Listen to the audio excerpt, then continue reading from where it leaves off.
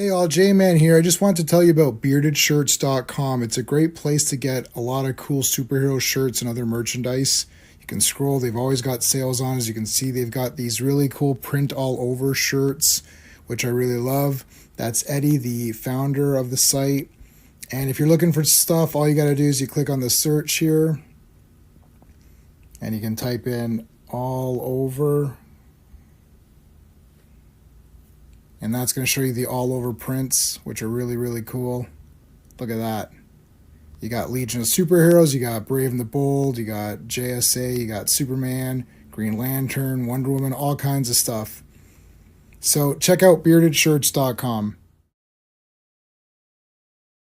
Let me tell you of the days of high adventure.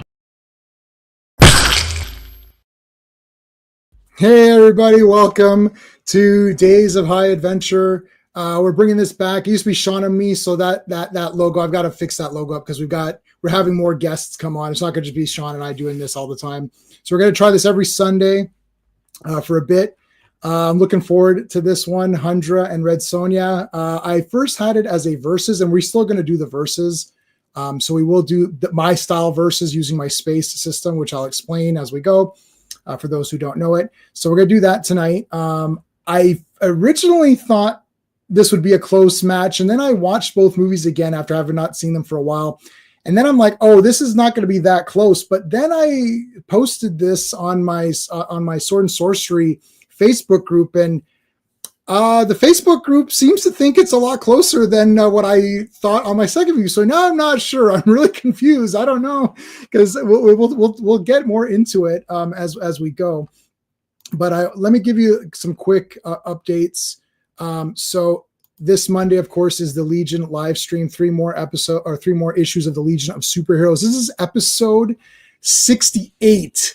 So 68 weeks of Legion of Superheroes, pretty good, going through every appearance since their start in Adventure 247. Looking forward to that. Wednesday, I'm going to be on the Action Elite Live, talking about the action movies of 2024, the good, the bad, and Fall Guys definitely the bad, but there are some good ones there and some mediocre ones, like Axel Foley. To me, was just like an okay movie, I suppose. So, but we'll get more into it on Wednesday.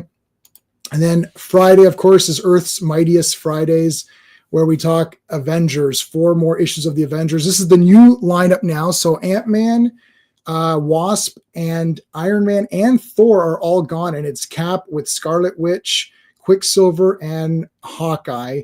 And they're trying to find the Hulk to join up as well, but it's going to be them for a little bit. And then 1 week from today, we're going to continue it. We're going to continue Days of High Adventure, talking about both Conan movies, Conan the Barbarian and Conan the Destroyer. Now, we're not going to do a versus on those 2 movies, because anyone says Destroyer is better than Barbarian, I'm going to have to beat them up. So, but I love Conan the Destroyer. As a kid, I thought Conan the Destroyer was better because I didn't understand, I guess I didn't understand the nuances of Conan the Barbarian and the poetry and sort of the depth of it. I just thought, well, Destroyer has a lot of cool guys fighting a lot of monsters, but really Barbarian's better. But we're going to talk about both movies. Conan the Barbarian is my favorite movie of all time, so that'll be a lot of fun. And let's thank the channel members. So these are the Legionnaires, the channel members. So let's thank Dan, Sean, Steven, Brennan, Mark D with a C, RR, Philip Story, S182, Digger Jim, Legion of Comics, and Quagnar. Thank you guys. And of course, we always thank Mike Alonzo, Legionnaire for life, known as Clobberin Times. He's a good friend of ours. He passed away a while back, and we honor him every stream by thanking him. Now, I think he would have probably thought these 2 movies were awful, but that's okay. That's all right. We still got along fine. He didn't grasp the awesomeness of these kinds of movies. So there you go. All right. Sean might pop in later. You guys know that Sean's been going through a few things, so he might pop in a little bit later. I do have a few guests lined up. Let me see. Let me see what intros I'm going to give here. Well, I'm going to give our buddy who's been on a bunch of times already. I'm going to give him his standard kind of intro. I'm just trying to, where the heck is it? I have too many things going on here. All right, here it is.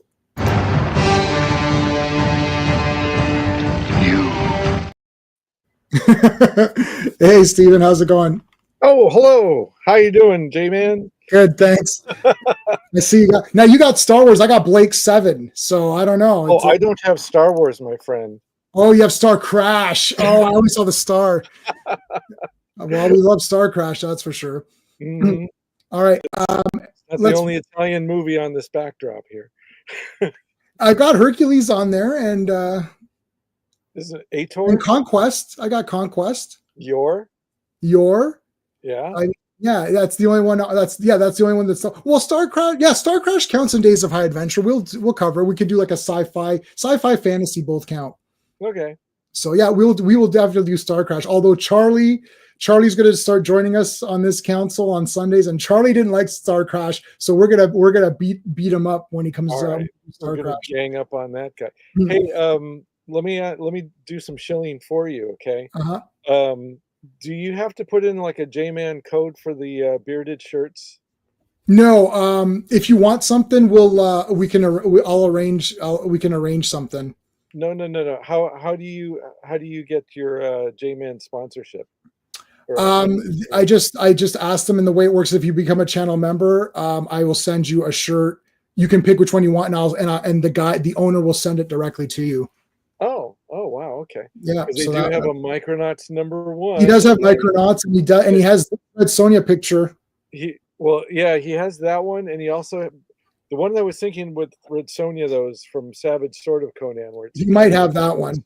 Yeah, he has that. He has that. He has ROM, so I'm gonna. He has ROM for all three. All right. Okay, let's bring in our. So oh my God, I think this is the first time that he's ever been on my channel, which seems odd because I'm on his channel, I feel like once a month or something now lately.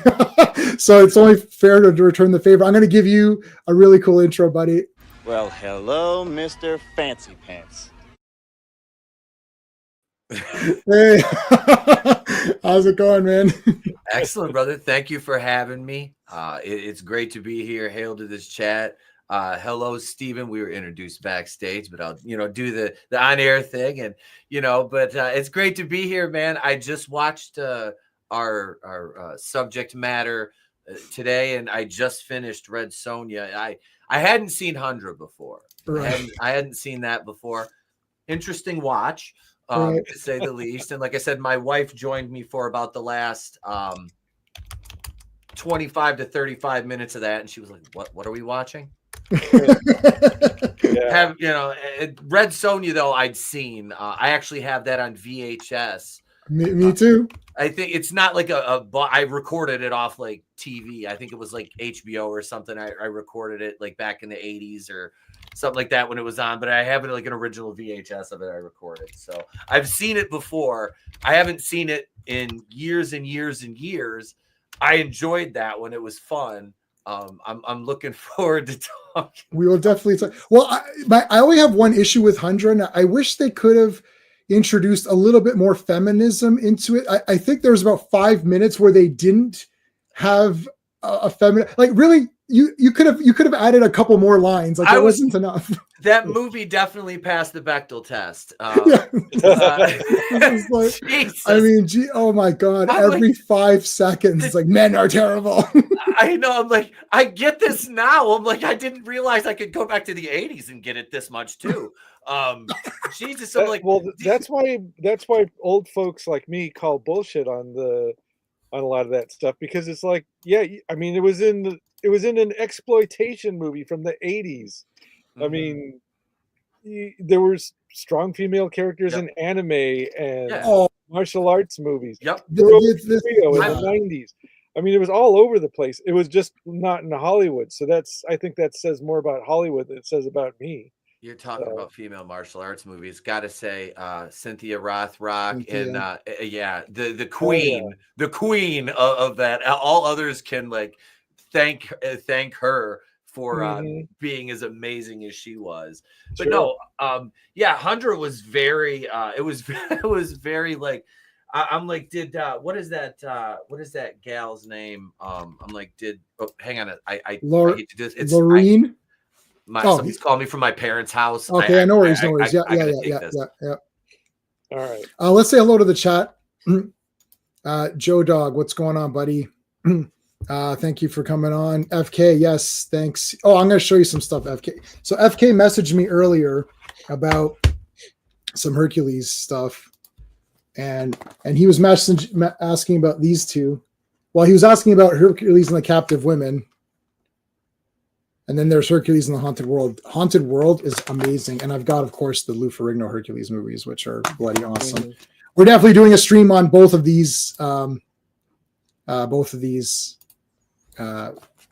or whatever, both movies. And then here's my Hundra Red Sonja. I may have a Luigi Cozzi connection that I'd want to be in on that one. Oh my God, that'd be awesome. Joe Dog, you just read Iron Man, Batman #1, Iron Man #1. Nice question. Do you think Spider-Man can beat Batman? No, I'll say no to that. Quagnar Legionnaires here. Thank you, buddy. Depends. Okay, so he's answering that. I've got your links up here, Steve. You got your podcast. Mark D with the C is coming on. ETEP from Wrestling with Horror, his channel's linked, and the link's in the description as well. Right. And I think Professor Bill might be coming on tonight, so I threw his link up in there too, just in case. So very interesting choice for movies. I'm going to warn our watcher tonight that the 2000 AD podcast is mostly slanted towards the British 2000 AD comic. So if the interest isn't there, it's a lot of middle-aged men complaining about the modern world, and so that's every YouTube channel there. That's every YouTube channel, and it's also extreme. It's much more politically incorrect than this one is. But right. If you want to, when I said the Luigi Cozzi thing, there is a book on Amazon called Luna Diamond: The Midas Star that was, which I have, screenplay by the guy who wrote Star Crash and Me. So if you're interested in that, that's out there. Yeah, and we can show that as well. Hey Mark, how's it going? Has Red Sonja won yet? Listen, Mark, I know you're talking a big game about Red Sonja privately, but on my Facebook group that I'm part of, the Red Sonja has not for sure won. So Mark, if you want to come on, let me know. I'll throw you the link in Instagram. Foxy Brown, I love Foxy Brown. That's like my second favorite Tarantino movie. Yep. Yeah. That's hey, Legion of Comics, get off my lawn and Old Man Shouting at Clouds. That's the podcast. Yeah, that is what it is. Yes. Okay, so Gwengar said about the Morricone soundtrack. To me, it sounded like the same soundtrack in both movies. It's like there's like this. Well, dun, dun, dun, dun, yeah. So yeah, this is his from Red Sonja, which I have the CD of, and then this DVD came with the soundtrack. That's the one I have, yeah. And it's the same. It's basically the same guy for both, except the Hundra soundtrack has, like you said, that there's like 2 tracks or something, and they just repeat the song. Yeah, it must be an action scene because the music's going dun dun dun dun dun dun, dun again. And the music in a lot of the scenes I want to say it was Hundra more than Red Sonja, but the music was like it was overpowering like everything. You know what I mean? How like the score can sometimes like impose itself on the scene, whereas the scene should be accenting it. I mean, there are those moments where it crescendos, obviously, but it shouldn't, like, the crescendo isn't supposed to hold for long periods of time. And I felt like it got to that in a lot of these. And the and I don't know how you're going to talk. Like, how are we going to go movie by movie? Yeah. Okay. All right. Yeah, I can explain it. Yeah. I'm going to let J-Man like lead the. Yeah, because there's points I want to make, and I want to make sure that we're like I'm bringing them up appropriately. So the way it works is that so I use my space system for reviewing movies and comic books. So it's story, pacing, artistry, characters, enjoyment. The story is the story. It's easy. You know, the story's good or bad. The pacing of the movie or comic or whatever, good or bad. The artistry would include the effects, if applicable, costuming, music, just like overall look, sword fight. If it's an action movie, the action. If it's a horror movie, the gore, right? The characters, you like them, you hate them, and not like, oh, you hate the bad guy, but it has to be a bad guy that was great, a great bad guy that you wanted to hate or whatever, right? Right. And then the enjoyment factor is just because movies have an intangible quality. You could say, you know, the storyline wasn't very good. The pacing was a little slow, but I kind of like this movie anyways. And then the enjoyment factor for your personal enjoyment goes up. So I usually rank each category out of 2. We're not going to do that tonight, but I rank it out of 2. So if I give the story a 0, that means it's garbage. If I give it a 1, it was okay. If I give it a 2, it was amazing. And I do that for every category. And that's how I come up with my out of 10 score. So we're not doing the scoring though. We're not doing that. This is a versus. I was going to say, I'm going to have to do math here. No. There's no math. What we're going to do is for a versus, we're going to say, okay, story. Who has the better story? Which movie has the better story? And why do you think it's the better story? And we're going to do it per category. Right. So we've had ones. One of the best ones we've ever had is Captain America: The First Avenger versus Winter Soldier. Because the thing is that like you could say, well, yeah, I kind of like the story of this one better, but this one was a bit better pacing because it was quicker. But the first one has his origin, so it can't be that fast paced because they've got to get the origin out of the way. So maybe you thought the origin stuff was a bit better, and then sometimes you might think, I kind of like the characters in part 1 better than part 2, or I like the characters of Winter Soldier. So it's very close. Like we did Batman 89 versus Batman Begins. Oh, wow.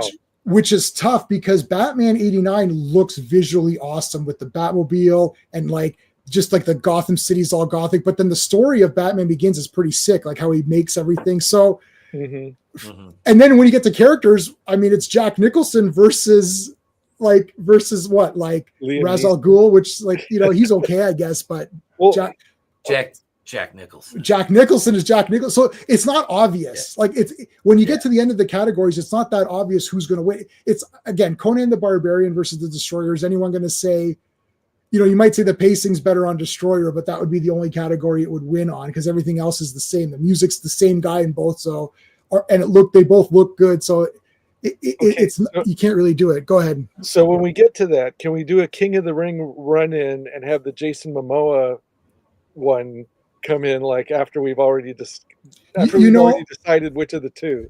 Don't knock the Jason Momoa one. That video is very high on my. I've got the most views on that video when I covered that movie. Bro, I paid to see that in 3D, and I liked it. I had no regrets. I thought the MacGuffin was bullshit, but the rest of the movie was fine. Never seen it. I've never seen that one. Okay, right. Jason Momoa as a person, right? Like in that movie, he actually is more accurate to what Conan should really be than Schwarzenegger. Schwarzenegger is too big, and Conan does talk, and he outsmarts guys, and he's like he'll talk back and forth, and he'll try to one up you in conversation too. He's not. So it's that like movie has a good more articulate in the stories. Yeah, like he's good. And he was a pirate. Conan was a pirate, and he was like a thief. Like all of those things in that movie, he was. The problem is that the first movie is just done so well. It's my favorite movie of all time, and it's just like everything about it is perfect. Like I've written essays on it just to amuse myself. Like I've written an essay on it and not posted it anywhere just to. I love that movie. But Conan, the Jason Momoa one, it's a cool movie. I would have liked to have seen part 2 to see where they would have gone with that guy. Once they got the origin out of the way, it would have been fine. You want to argue? Mark, you always want to argue, but he was brutal. He loved his women. Yeah, it was fine. So, I mean. So was that made around the time he was in Game of Thrones? I'm not sure when let me see. Was it before? I'm just asking because I don't know when that one was made. I don't even know when it came 2011 out. Is when that one was made. So that was before Game of Thrones then. Yeah. I just finished House of the Dragon season 2, and I'm almost, this is 750 pages. I have 160 pages left of what House of the Dragon is. I'm way past, like, everybody in House of the Dragon is dead except for like 2 people by where I'm at. So everyone was like pissed at the ending of House of the Dragon season 2. I was like, well, then, like, I'm like, guys, I'm way ahead of you. Like all of this stuff is ancient history because that book covers 150 years of Targaryens, and then book 2 is the next 150 years, and then it's Game of Thrones. So like what do you think of this character? That character's dead. Like, you could think. I don't know what to think of it. I didn't know where this. I read past it before I watched it, so I'm watching. I was like, oh yeah, I know what's going to happen. Like, there's no spoilers. I know everything that's going to happen.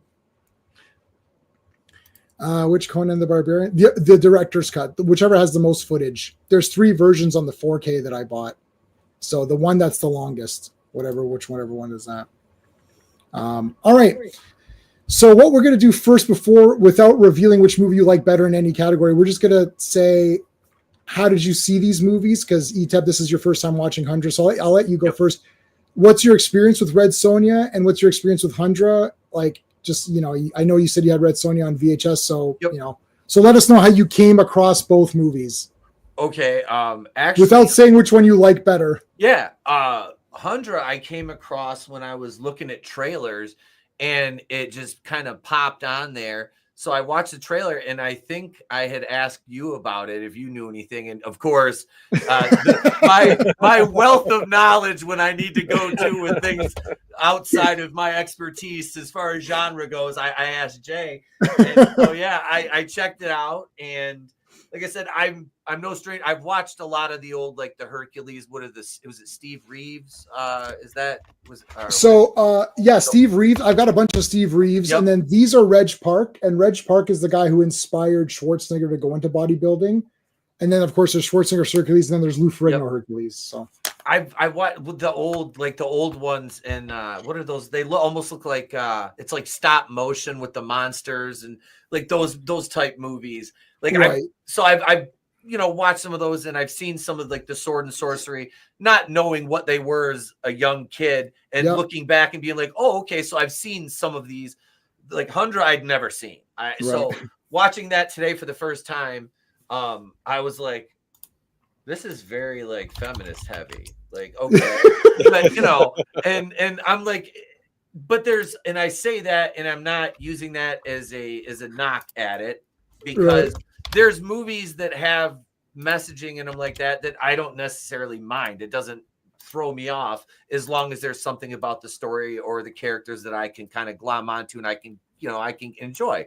So Hundra was very unique. Red Sonja, I'd seen that movie before because of seeing the Arnold Conan movies and the older Hercules, stuff like that.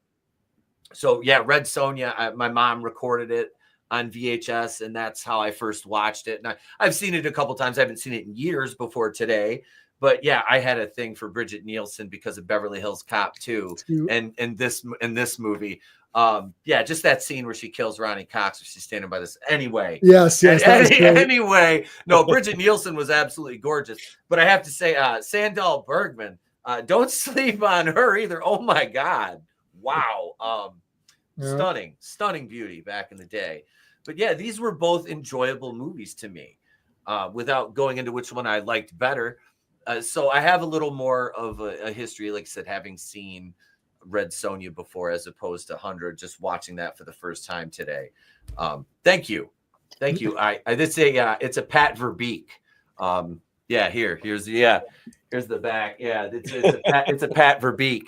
I have I collect jerseys. I have about 60 in my collection. Wow, that's great. My next one, I'm starting an NFL jersey collection called Murderers Row, and my first one will be here in about hopefully, I'm a Lions fan, but it'll be here in time for I live in Michigan. It'll be here in time for the Lions-Bills game. I have to wear it on game day. It's a Buffalo Bills number 32, Orenthal James Simpson. Wow. So that's my first one. Next is Ray Carruth. For those of you who are not familiar, just Google Ray Carruth. I'm very morbid with my humor too. This is why I do shit like this. But yeah, thank you. Sorry to derail it.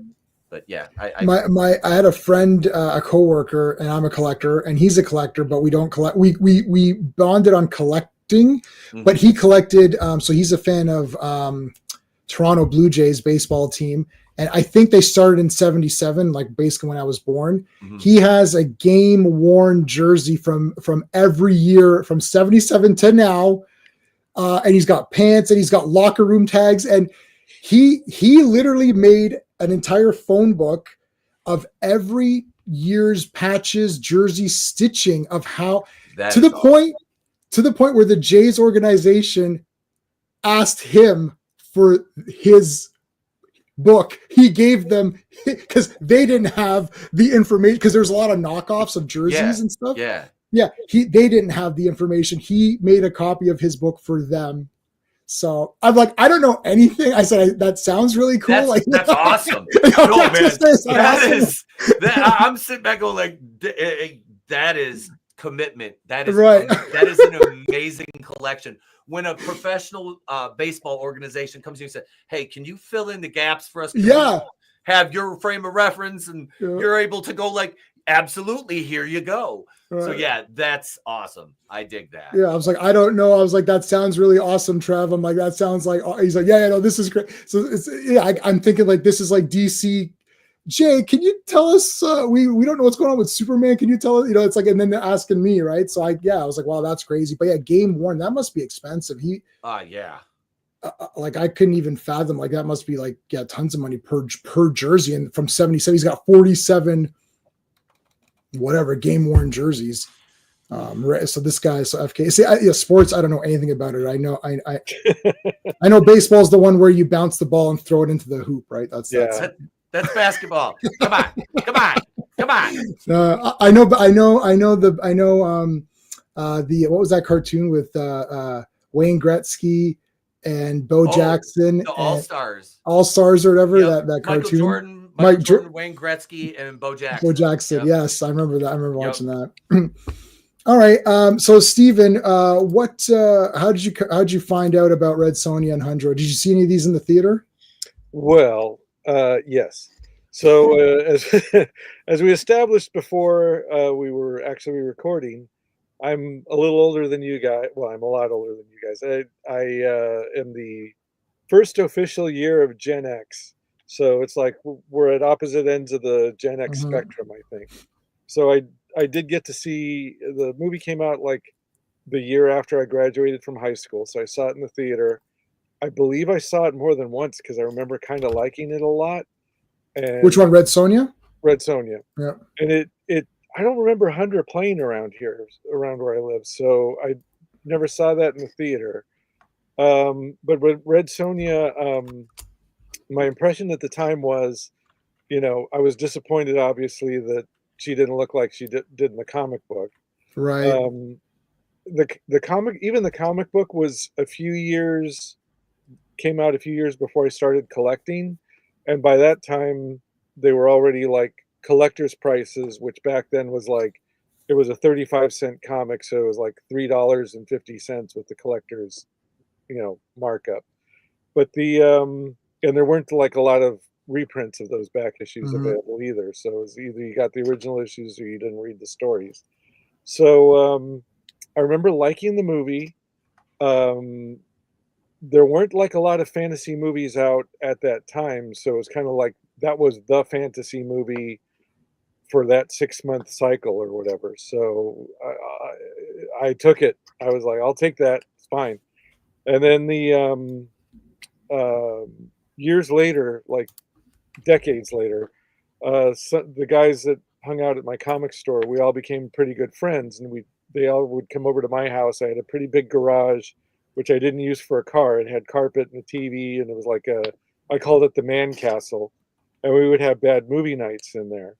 So I had one of the bad movie nights was a tribute to Brigitte Nielsen Film Festival, where I showed Galaxis, Red Sonja, and I forgot what the third movie was, but it was one of her action, those action movies she made. So anyway, we all enjoyed it all over again, off the DVD, and so this is the first time I've seen it in probably about maybe 10 years, and my impression of it changed a little bit, but. When you don't have any, like at the time the movie came out, Xena Warrior Princess was still like 10 years away. And it's been 20 plus years since Xena Warrior Princess. So it's kind of like standards have changed. There's been a lot of movies in between. There's been a lot of female-led adventure stuff. A lot of Red Sonja comics, come and gone. So yeah, it's a different world. And with Hundra, that one I showed at Bad Movie Night. We all liked it at the time. And So yeah, it was. We can talk more about it as we go along. But Yeah. I there was a point when I really loved them both. I mean, when that hundred DVD that you showed Yeah. is the one I've got, and when that became available, I was like, I think I pre-ordered that thing. I was just like, take my money now. This is gone. Like, and it comes with a comic book as well. It comes with like a little Hundra comic book. Yeah, it's terrible too. The comic book is It's awful. Yeah, it's awful. but But it was this nice is to gone. have, at the time. And there's a Blu-ray of it now that's like it's like a 2K remaster, and I saw like it on I YouTube. cannot find it anywhere. I saw it on YouTube, and it was like, wow, it's so clear, because that looks like it's off a VHS tape or something. This one, yeah, I actually didn't watch it off of this. I borrowed it from the library, is how I say it. So I borrowed the library copy was much better than my copy. Aye, Captain. Hey, Gary B, what's going on, man? Thanks for coming on. Well, the 4K of Red Sonja is not that great. Now, this is the UK version, so hopefully they do it, but 4Ks are all regions, so you can technically watch it. Is that the Arrow? Is like an Arrow version or something? No, it's Studio Canal or whatever. Okay. FK is messaging me. That, saying it was just like the movie, and there was like no archival stuff, and there was no. There's some stuff on here, but nothing really that great. Like you'd think it'd be a lot better. Yeah. But yeah, FK, are you sending me Mystery Science Theater, whatever? The dude does not abide on that. I like watching the real movie. I don't like people talking over it and making fun. I like just watching the full thing.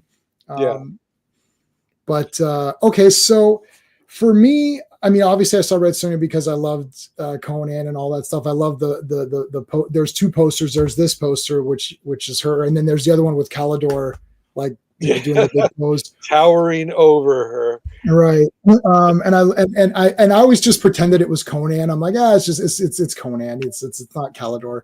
Yeah. But I loved Red Sonja. I watched it a bunch of times. Hundra I didn't know anything about until this DVD came out. And I just scour stuff all day, just look for weird things. And so it's like, oh, this looks cool. Order it. I don't even care. I just order anything. So I was like, yeah, screw it. I'm just going to order it.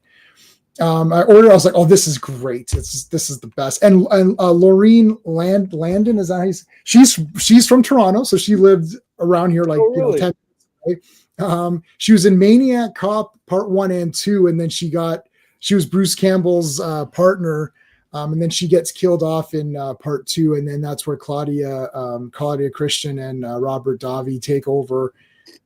The Maniac Cop trilogy is awesome. We should do that once, but. I watched those. We watch partied the first one on my channel like 3 years ago, and then after the stream was over, I stayed up and I watched the second and third one, and I was really drunk by the end of the third one. But I was like, "Oh my god, this is batshit crazy!" And of course, I was happy because my man with his glorious mustache, Tom Atkins, was in the first. I think it was the first one. Yeah, Tom Atkins is in Part 1. He's leading the investigation. Yep. But yeah, those were fun. Those were fun. Great. Those were fun movies, and more fitting a character to play Maniac Cop there could not have been than the late great Mr. Robert Zadar. Zadar, yeah. Oh, he's awesome. And then actually the killer, the serial killer in Part 2, Leo Rossi, he's like unrecognizable with that beard and that weird. But he's great. And here's a random. Have you ever seen the movie Relentless? Okay, when I tell you this, I had this on VHS. I was from day one with this movie. Judd Nelson is a phone book serial killer. He just picks names out of a phone book, calls them, and says, "I'm going to murder you tonight," and then shows up and murders them. And Leo Rossi and Robert Loggia are the cops investigate. Dude, this is what I'm telling you. This is a 10 out of 10. You had me at Robert Loggia. He's the best. And then they're investigating Judd Nelson as this serial killer, and it's a wicked movie. And it's like, what's it called again? I'll see. I'll put it in. I'll borrow it from the library for you. Yes. No, but what's it called? It's just for Relentless. Relentless. Okay. And there's 4 of them. So Oh my god. it's Leo Rossi's, and then I can't remember if she's in part 1 or if she's in part 2. I just love the fact that Robert frickin' Loggia's in it, especially because he played a vampire mobster in that one. What the hell was that movie called? Oh yeah, that Innocent Blood. Innocent Blood, yes. Yeah, I love that. I got that one. Out of the frickin' like it's Robert. Yes. He was the evil frickin' grandpa in Over the Top. I'm like, yeah, I love Over the Top. Also. Oh, dude, I just showed that to my son. That's like one of my favorite like movies from the 80s. And he was like, at first he didn't like it, and like halfway through the movie, he's all enthralled in it. I'm like, yes. Oh, it's That's great. A great movie. Yeah, I love Robert Loggia, dude. He was amazing. Okay, so Mark messaged me. He said he's just running still a little bit behind. But so yeah, Hundra I didn't see, and then I bought the DVD and watched it. And I haven't watched it since the DVD. Okay. So when I read Sonja, I've seen it a bunch of times. So I threw it in. I threw Hundra, and I was like, oh boy. And my wife is sitting there reading her books or whatever, and then she's like, "Do you like this movie?" I was like, I mean, do you have to ask these questions? Like, of course, I love all these. I like everything. I'm like, yeah, this is great. It's fine. So then she couldn't take it anymore. So I said, okay, I'm gonna finish it up tonight. So I watched half an hour by myself or with her, and then I said I'll just watch the last hour on my own. I just watched it on my own. But yeah, and so I wasn't sure how close this was going to be. And I thought, oh dear, because Red Sonja. But then, so I'll tell you what, without doing the categories, but just I posted it in the Facebook group. A lot of people actually went with Hundra, not doing my breakdown. They just said Hundra, because I don't want to do that in the Facebook group. I just said, what do you guys think? And they're like, a lot of people liked Hundra better because of the reason that Red Sonja is still based on Robert E. Howard's property, and it's nothing like the property. So they're more angry at the movie than Hundra, which I don't think is anything. It's just like, let's make a movie called Hundra, and it is what it is. So it's a weird thing. It's like you could say that this movie's better, but they don't like it. Right. You don't go in with any expectations for Hundra, except for like the two posters, the one on the DVD and the one that they just got for that Blu-ray that's on our background here. Yeah. That promises a lot more than the movie delivers.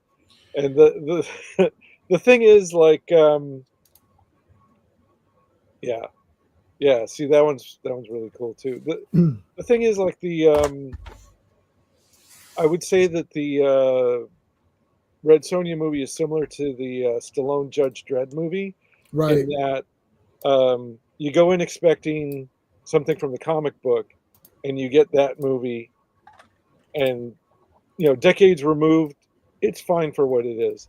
But you watch fans who watch the Sylvester Stallone Judge Dredd movie, fans of the comic were disappointed by the way that was done. But the ripoff movie, which would be Hundra for Red Sonja and RoboCop for Judge Dredd, RoboCop is a much better Judge Dredd movie than the Stallone Judge Dredd movie. Right. Yes, I agree with that. Yeah, I'm still reading all of the Judge Dredd stuff. I'm just not posting videos on it. I still have my Meg subscription. I read the Prague. That's how we met. I even forgot you did those. Yeah.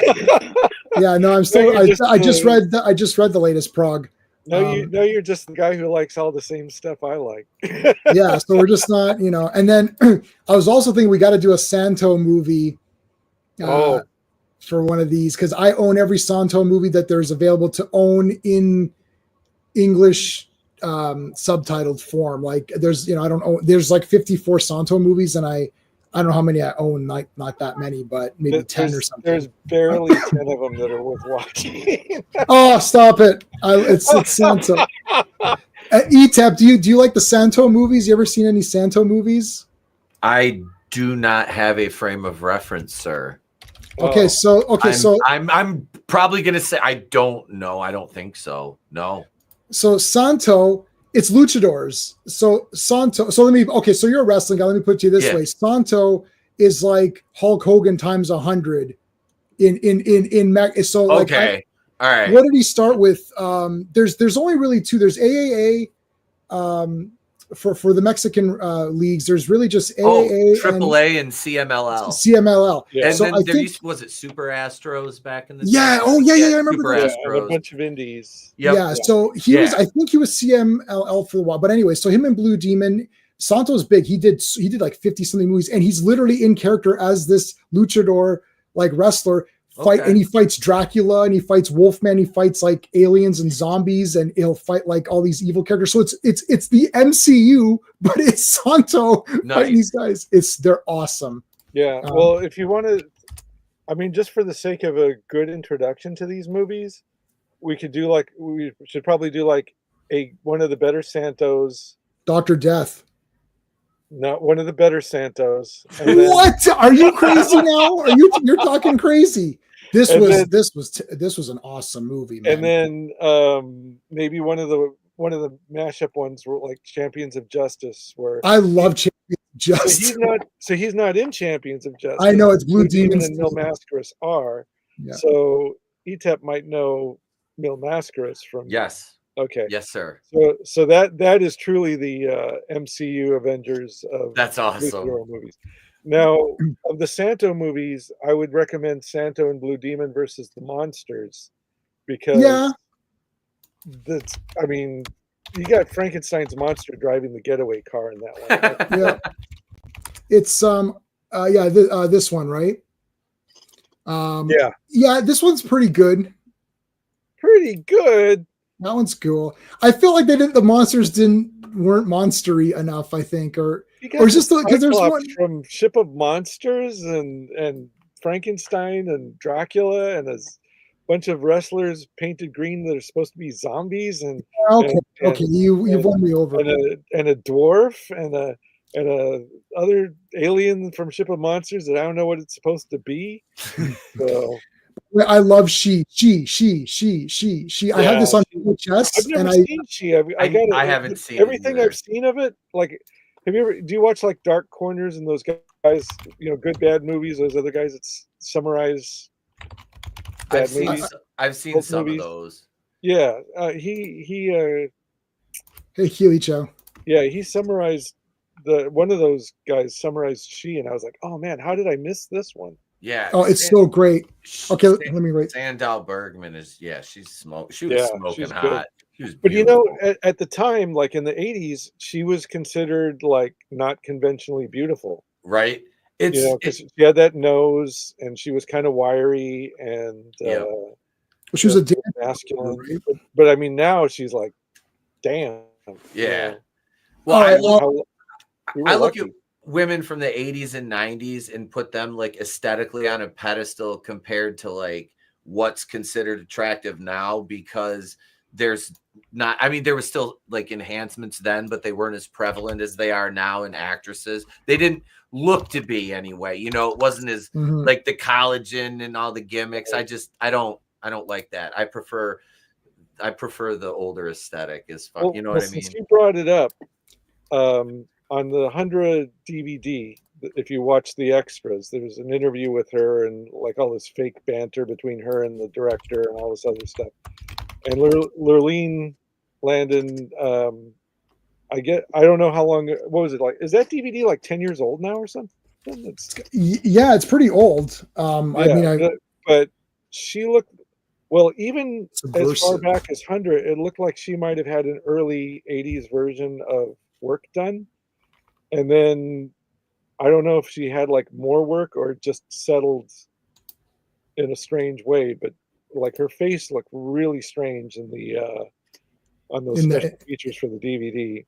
I'll have to. Then Brigitte Nielsen, if you saw her in that, what was the movie where it was basically a female Expendables that had Cynthia Rothrock and shit. Yeah, I don't remember. I know what you're talking about. I can't think of the name of it. She played the villain in this movie. I think it's called like Mercenaries or something like that, or it was an asylum movie. It was like an asylum. Of course, it was an asylum movie. It was an asylum ripoff of the female version of the Expendables.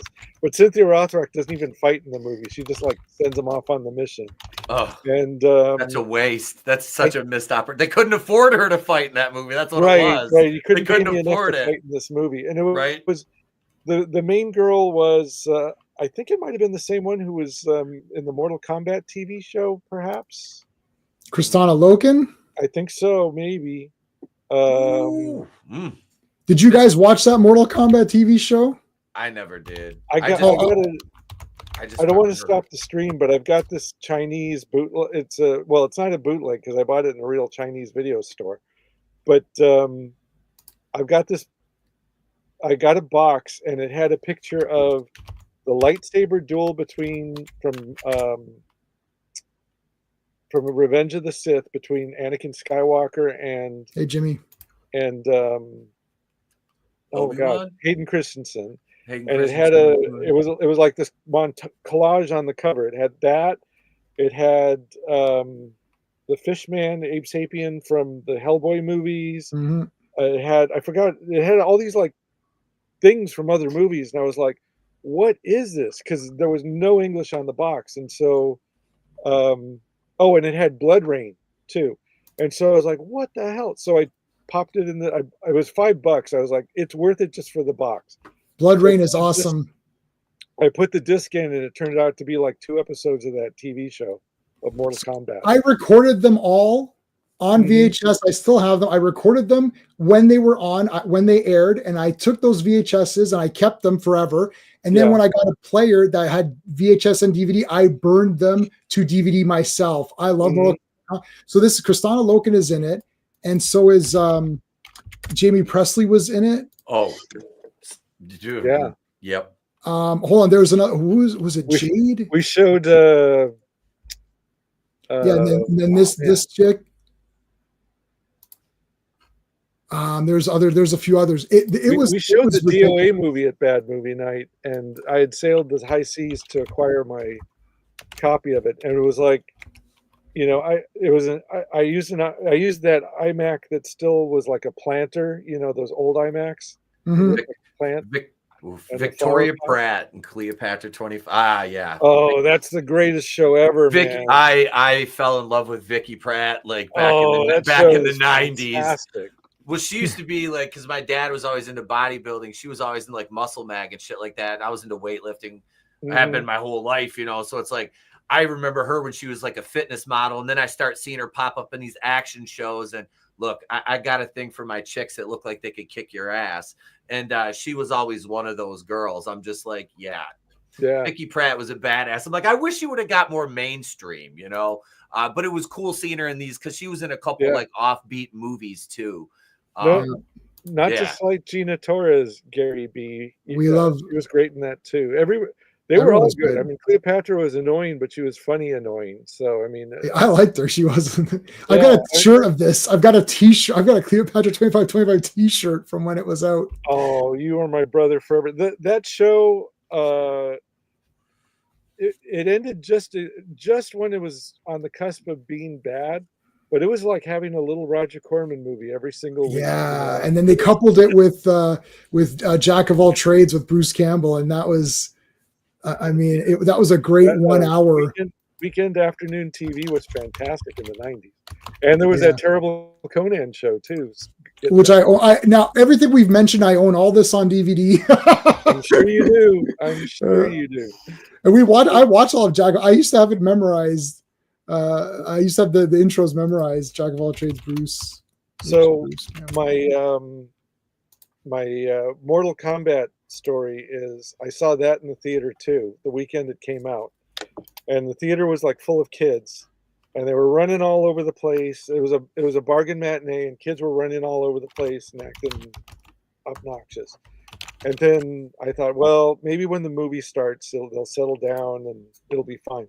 So the lights go down, and they're showing like the commercial, the commercial for the theater chain, all that. They're still all over the place and just being annoying.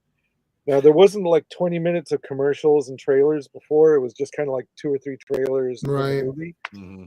So the minute that voice goes, Mortal Kombat, and then the metallic dragon logo with fire coming out of it starts coming at the screen at the audience, and the music starts playing the dun dun dun dun, dun, dun. Those kids were in their chairs, totally silent, hands in their lap, And then it was funny because, like, even as the characters come on screen, they're like, "Oh, it's Raiden, it's Raiden, it's Raiden. Oh, it's Johnny Cage, Johnny Cage, Johnny Cage." You could hear all them all excited to see them on the screen for the big first time. So I love that movie.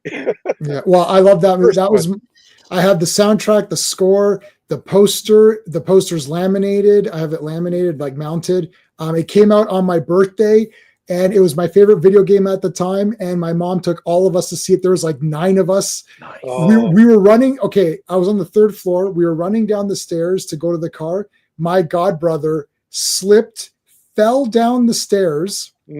Got up and kept running, and my other buddy's like, "Oh my god, he just fell down the stairs." He's like, "I don't care, I'm good. Let's go. We got to get to the movies." This is like the adrenaline, you know. Oh yeah.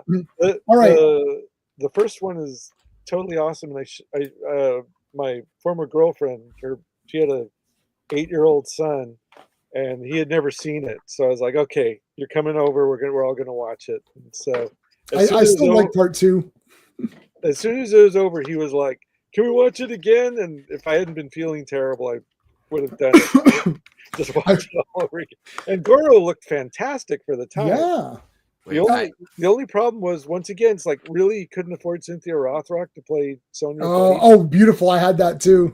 Yeah. It's my original one, actually. The cartridge still works on my old school original. I had it since I was a kid, Sega Genesis. There's the booklet for it.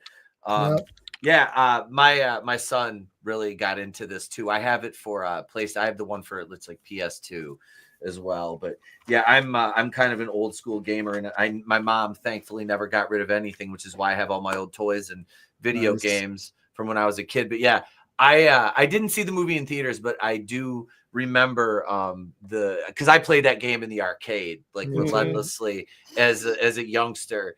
And yeah, that I saw the movie shortly after it came out on VHS back then and select DVDs. But yeah, I rented that from the video store, and that was a kick-ass movie. It was. The first one was a lot of fun. Yeah, that's awesome. I think I don't know how many of those they made. I own them all. Everything. I own every Mortal Kombat thing there is. I've only seen the first 2, and then I watched.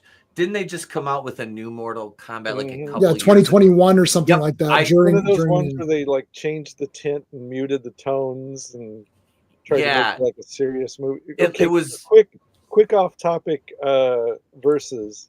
We haven't been on topic for 30 minutes. I know, but like, we all agree that that's probably to this day probably the best video game movie. The Mortal Kombat? Yeah, I guess so. The first one.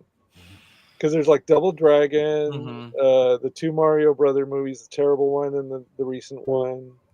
I wouldn't count any of the Pikachu movies because no, Detective Pikachu's no way. But yeah, I mean, think of all the other video game movies.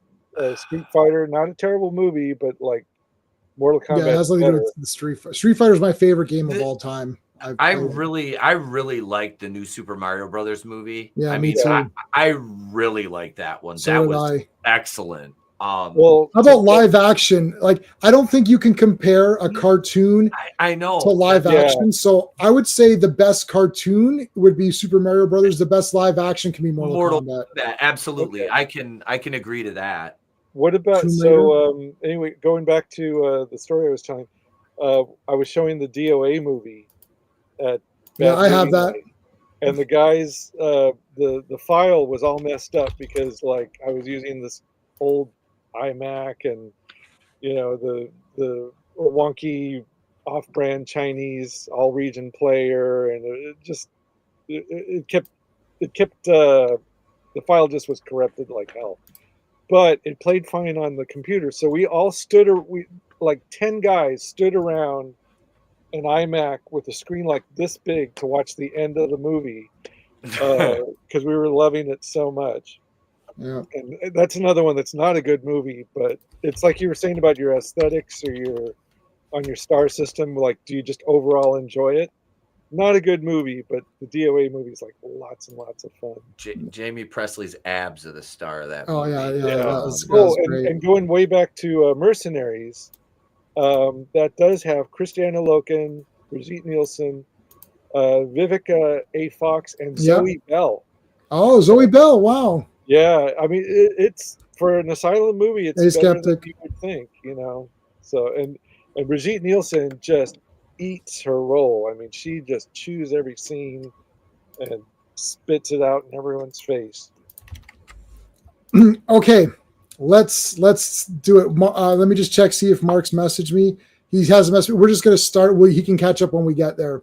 Okay. So we're going to start off. So it's Red Sonja versus Hundra. Yeah. We're going to talk about the story first. Okay. Which one do you think had the better story and why? So just looking at the story, not the characters, not like the look of it. You know, we'll save that for the artistry, just the story. So just for everybody joining us, there's more people in chat now. We're doing the story, the pacing, the artistry, the characters, and then the enjoyment factor, just whichever one you like more. It doesn't matter for whatever reason you want. It could be anything you want. You don't have to like back it up. You just be, I like this one more because I like Red Sonja more. So or whatever when you pick categories or everybody? So we're gonna do just one category, all of us, and then we'll go back. I'm gonna mark the score. Okay. So for the story only, Stephen, why don't you start? Which movie had the better story, Red Sonja or Hundra? Oh man.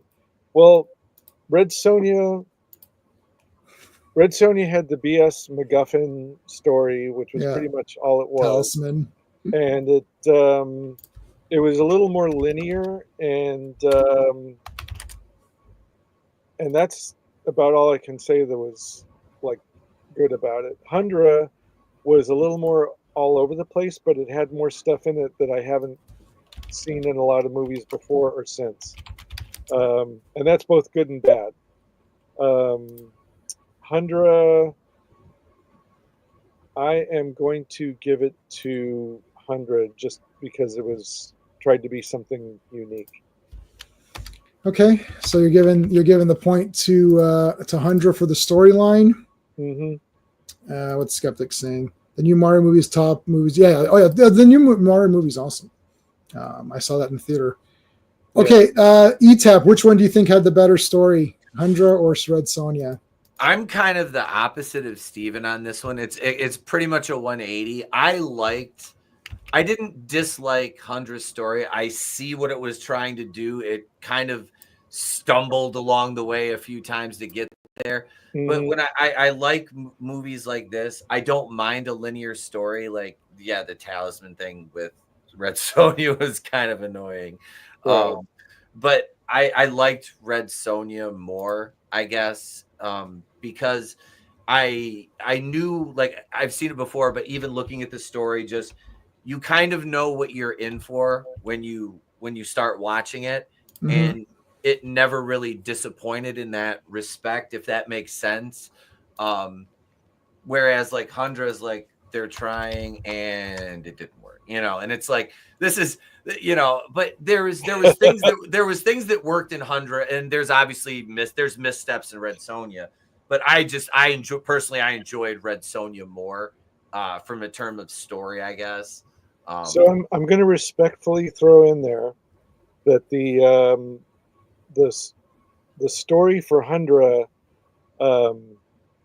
the one of Hundra's biggest problems is its pacing, because like after the first half hour, it digs its heels into the ground. But that's not necessarily the story's problem. It's the pacing and the way the story's told. Which we're going to get to in the next category. Right. But yeah, the thing about my issue with Red Sonja, which is brought up like in other interviews and reviews, is that with Red Sonja, the minute Schwarzenegger shows up, he just undercuts anything she's going to do, any heroic deed she does. He has to come in and rescue her. She just becomes like, she charges into battle, and then he has to like pull her out at the last minute. And I think that undercuts her story. Mm-hmm. So anyway. Well, okay. So for me, I'm gonna say Red Sonja has the better story for me, and I can tell you why. The thing with the Talisman is, regardless of the characters, which we'll get to, mm-hmm. I understand the complete mission in Red Sonja, mm-hmm. and it's a mission that I feel that if Red Sonja can't complete the mission, then we're in trouble because Right. because Gedrin has this all-powerful talisman and she's completely nuts and she's just going to destroy everything. Hundra's storyline is that she needs to find a man to continue on her lineage or whatever. I'm like, well, what does it matter if she doesn't? There's no urgency to her quest. It's like, okay, so you I think the Hundra story is a bit preposterous. It's like, I was gonna say, isn't this the average like ethos? Like, hey, I'm just gonna go out and get some D tonight. Like, that's like, I mean, you're like a tall ass, good looking blonde. It's not that hard. You could throw a rock and find, you know. She found that first guy. Yeah. So no, the thing is, I lost. So that was the simple, just beginning plot, right? Which is fine. Then I feel that it didn't expand enough after that. Whereas Red Sonja, it's Dungeons and Dragons. I'm actually planning a video where I'm going to turn Red Sonja into a Dungeons and Dragons campaign and mark her hit points as she goes and stuff. So that's something I'm working on. But like, it is simple. It's like, we have to destroy the talisman. Okay, this bad person has object. It's the MacGuffin. Bad person has it. Must stop this thing.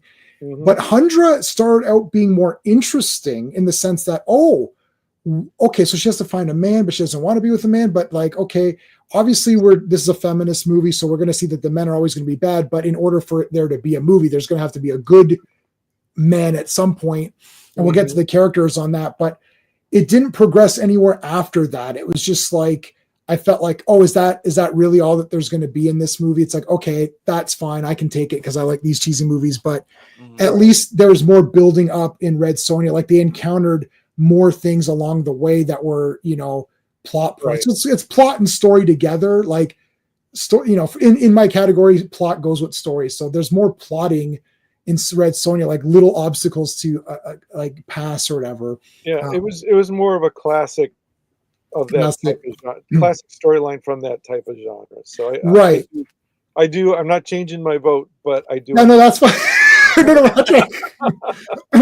No, but yeah, it's just Hundra would have been way better had they introduced. I feel like they should have introduced one more plot point to like flip the narrative almost, to be like, oh shit, like this kind of took a turn I didn't expect it would take, but instead they just, like, as you said, they just like went right into that. You're like, okay, I get it.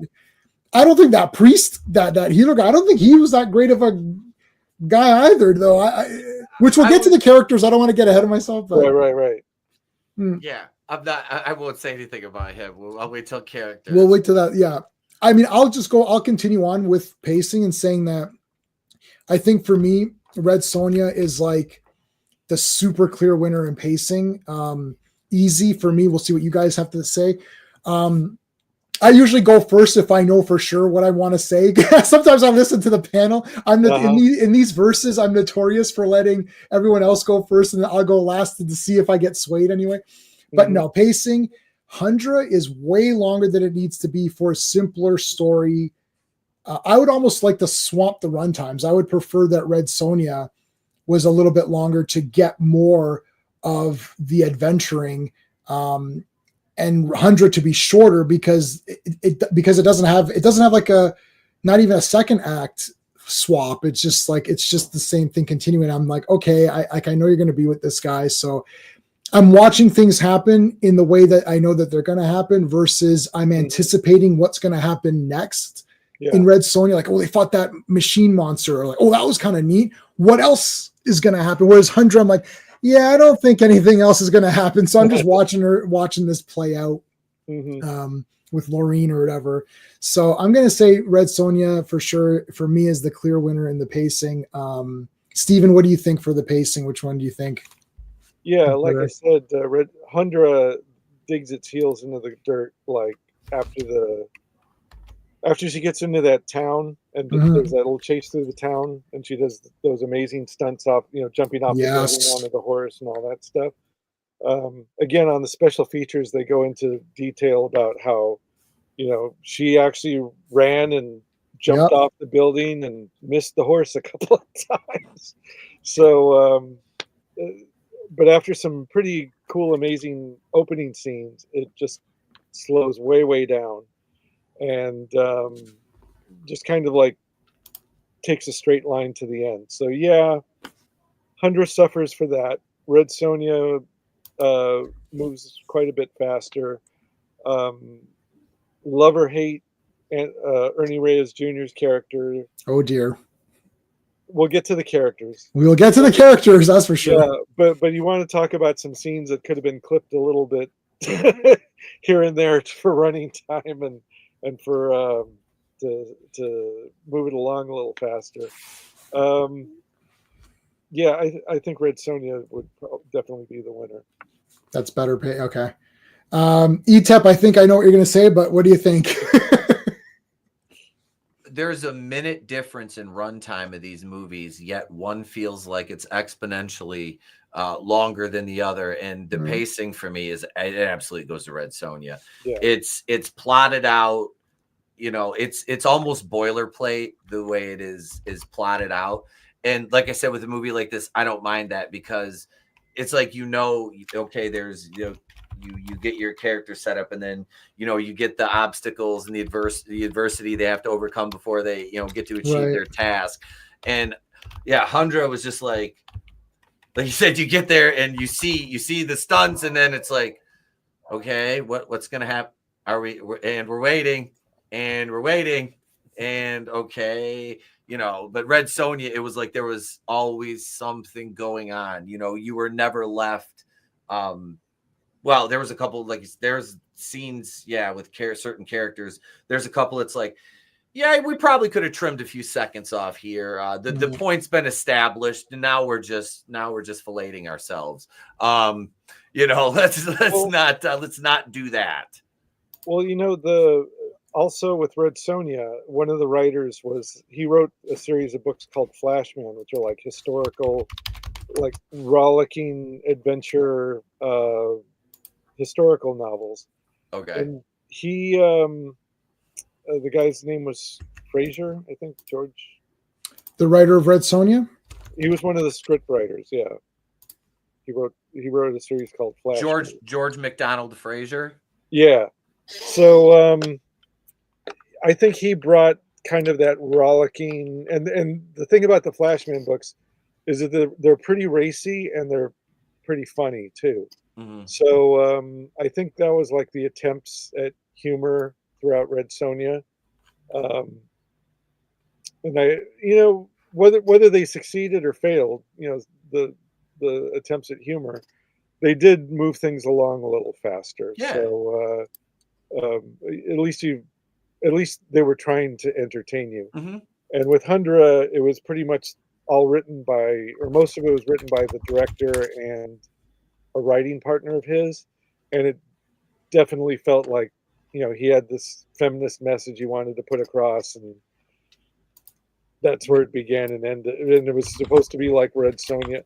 Actually, J-Man, did you watch the special features on your Hundra DVD? No, I didn't watch the special features on Hundra. So one of the things that they brought up, you might find this interesting, was that part of the reason Hundra even got made was because he went to Spain and some guy told him that he had bought all of the props and costumes from Conan. Like Conan had just gotten made. They were looking for a way to exploit, you know, the Conan thing. And so this guy had bought all the costumes and sets, and he said he went to this warehouse, and it's like, yeah, there it all is. And if you look at Hundra, well, if you ever watch Hundra again, because I watched not with my wife in the room. Exactly. I will definitely watch all of the. She didn't turn around. My wife has. I've watched all the Steven Seagal movies, all the bad ones, those really bad ones that are terrible. Where he just sits down and does nothing. She's actually turned her chair away. My TV is 65 inches, so I have 65-inch surround sound. She's literally turned her chair away, so it's not even in the peripheral vision. So she didn't turn away from Hundra. So that's good. That means I have a solution for your wife, by the way. Since we're going to get off track again, there's a guy named Jason who's going through all the Seagal movies on his YouTube channel. Yeah. So he created he through his Patreon guys, he created the Steven Seagal Sifu Seagal bingo. Oh, and beautiful. so they've got categories like bad ADR, the turns fatly, which means like he can't turn his neck. He just has to waddles, fight sitting down, Right. all these different uses a different accent. So Oh maybe my if you God. make a Sifu Seagal bingo card for your wife, maybe she'll be like interested because the guy's girlfriend suddenly was like interested in it once there was like a little competitive thing in there. Oh, she can't stand the look of that guy. Like, as soon as she sees him, she's like, "Yeah, I'm done." Even the decent movies, like the first 6 or whatever it was, like that Right. he did before Yeah. he became terrible. But Right. uh, So all right. So what anyway, was? Yeah, so go ahead. anyway, if you look at, I watched that special feature. I had just seen Red Sonja, and I've seen Conan enough times, and then like as I was watching Hundra, I noticed like some of the props and everything. I was like, oh my god, that is from Conan. So Oh, there's Bridget Nielsen. Wait, is that what she looks like now? She's probably way worse now. I was gonna say, did she clean herself up? Because I know she looked pretty rough when she was a Flavor Flav. Yeah. yeah, no, she did not. She was pretty terrifying in the Mercenaries movie, which was appropriate because she was the villain. Yeah. So Yeah, I remember her on that VH1 Surreal Life show. She started dating Flavor Flav. I'm like, oh Yep. no, Yeah. oh no, that's oh no. I yeah. remember all that. What was that movie called again? That Turns out Galaxis. it's called Galactus? Mercenaries. It was called Mercenaries. Oh, no, here's the Galactus. Here's Galactus or Yeah, and that has Galaxis. I don't have. I too. so Terminal- shocker. I don't own this movie, so be prepared. But I don't own a movie for once. Oh wow!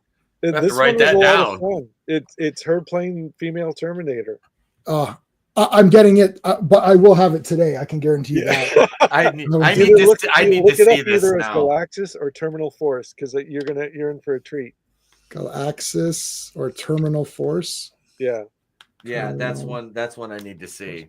I do own Galaxina, but This which movie, I came to find out is super rare now. That DVD is like hundreds of dollars on eBay. really, there's nothing about that movie that's worth hundreds of dollars. Well, there's there's her. Yeah, but I mean, like, you could just as easily watch Star Crash or something else and see a pretty girl in a space outfit. So Yeah, Galaxina was in our tournament and it did not do well, unfortunately. But and my wife did not turn away from the screen, but lots of looking at her iPad while this one was on. So I've never seen this one. You know what? I have somebody uploaded on another Sail the High Seas website. Someone uploaded those Galaxina comics, and they're much better than you would think. They're actually better than the movie because they're not limited by budget and special effects and all the other things. But well, I'll loan it. I'll loan it to you. It's very hard to find now. Do you not want it? I'll just watch Ice Pirates again. Doesn't. From everything I saw about it, it was just kind of like, I've already seen Ice Pirates. I don't know if I need to see this one. So That looks like Xanadu. Yeah.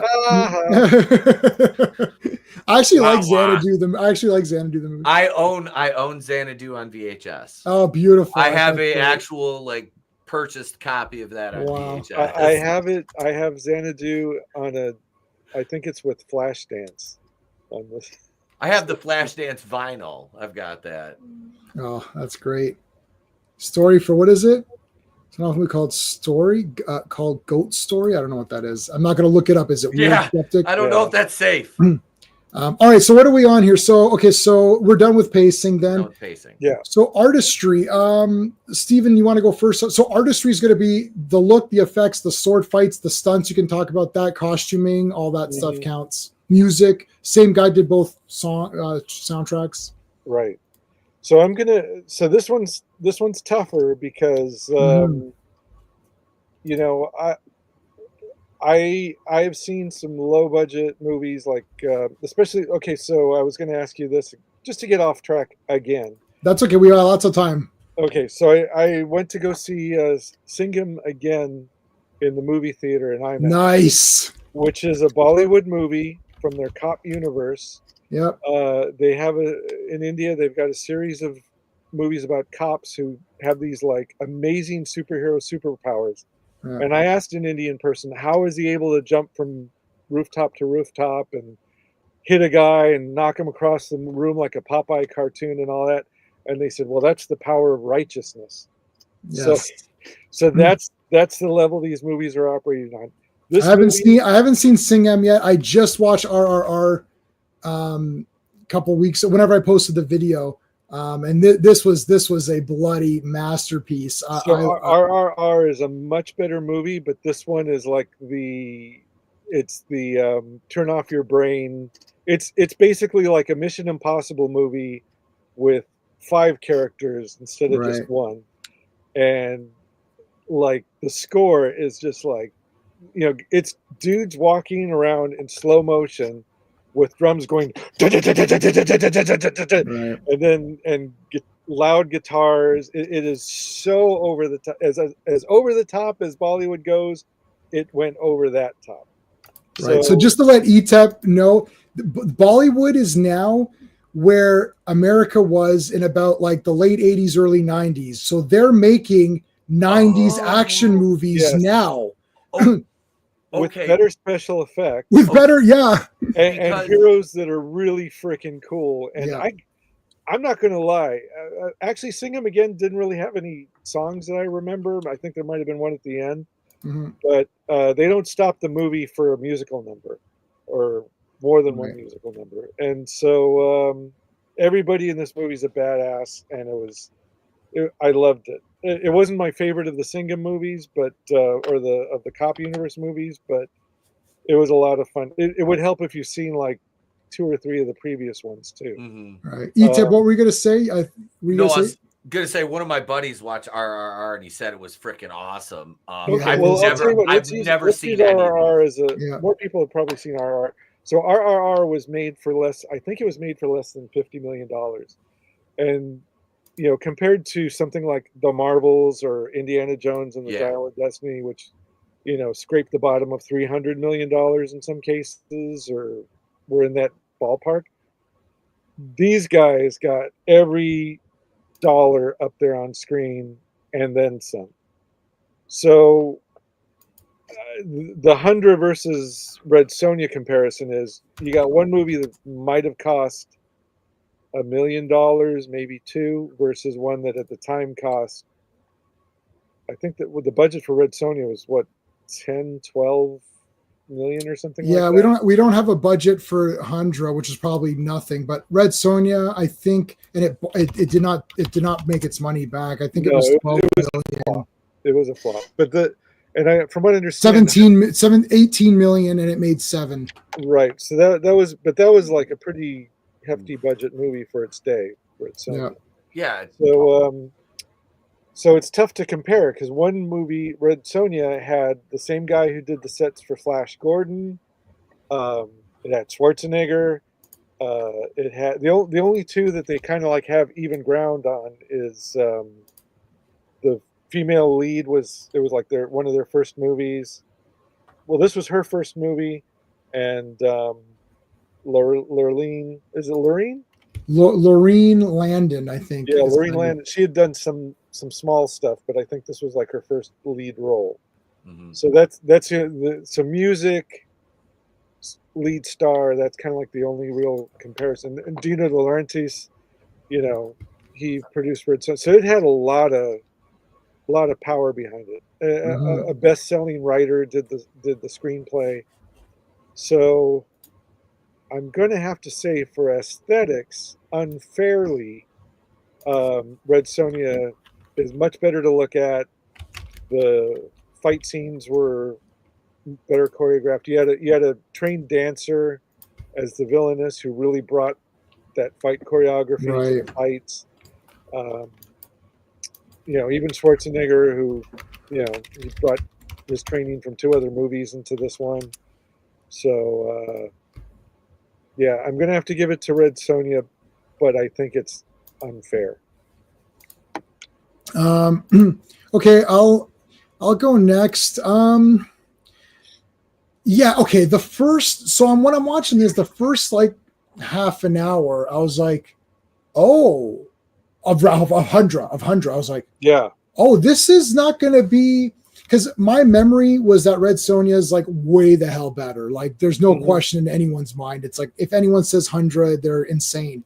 But I'm watching Hundra, I was like, oh shit, this is pretty goddamn awesome. Like the first like 25 minutes, there's massive fighting and they're jumping around. I was like, shit. And Laureen landed. I was like, even throughout it, I was like, there's a lot of wrestling moves. She's like doing hurricanranas and stuff and like drop kicks. I was like, shit, this is like pretty damn awesome. And then her stunts, she's swinging off that thing. I was like, God damn, like this is pretty, it's like Ong Bak or something. It's like hardcore. It feels like it's more like real. Like she's versus like, you could see the choreography in Red Sonja versus you didn't see it as much in Hundra. I felt like they felt like it was more like grittier. I thought, wow, this is really good. But the thing with Red Sonja, man, it's like the costumes, they got that monster, the scenery's great. Sure. Obviously they have matte paintings and all this other crazy stuff. The music, I actually like the Hundra music, but it was so repetitive. I feel like he did 2 or 3 tracks and then they just repeated those, like slow version. So there's 3 themes. There's like action theme, there's somber theme, there's whatever, like just random background noise, and then the fast version of that, the slow version of that, the fast version of this, the slow version of this, the fast version of this. And I'm like, yeah, okay, because then you're looking at this, it's the same guy, and then Red Sonja has way more. The Red Sonja CD has like 30 tracks or something. It's crazy. Yeah, well, I mean, they could pay him to do a lot more. I mean, again, the budget, because of the budget, he had a lot. It was kind of, that's to me, that's an unfair comparison. I mean, again, with Star Crash, it's the same guy who did the music for the James Bond movies. Yeah, John Barry. Yeah, but he only had like a 6-piece orchestra and only did like, whatever they could afford to pay him worth of tracks. And a Bond movie, they're going to give him like the full London Symphony Orchestra and as much money as he needs to fill the movie with music. So to me, I think it's unfair. And again, like once I realized it was the Flash Gordon guy, and it's like one of my favorite movies. He did the sets and a lot of the production design. I think he did the costumes too. I was like, damn, Red Sonja is really impressive. Looks really good. It does look pretty good. Yeah. For like, like what it is too. But yeah, like even the costumes, like Calidor looked great in the red. I like the red. I like Falcon's red as well. Like I'm wondering if I could poach these characters, like surely Falcon and Tarn. Well, Tarn is the name of the Gore characters, right? But besides that, I don't think Calidor is the guy. I should poach that. And why don't you get Antarctic to do like a Calidor? Ben has a history of using things that he has no permission or right to use. He'll just throw it in there and hope that he was doing this character called Blue Sonja. And the only difference between her and Red Sonja was her hair is blue. Right. And then he got a cease and desist letter from the Red Sonja. Oh dear. People. And so he changed it to Blue Kendra. Blue Kendra? Yeah, and now the first issue should be coming out pretty soon. But he's done. Oh my God, I'll have to check that out. He did a Kickstarter for it and it was successful. So yeah, it's a lot of fun. But yeah, I mean, but he does that all the time. Yeah, well, I think Calidor might be okay, but ETEP, I don't know if you know, but Steven is so your Hunter from the Future. Have you seen your Hunter from the Future with Red Brown? Have you seen that movie?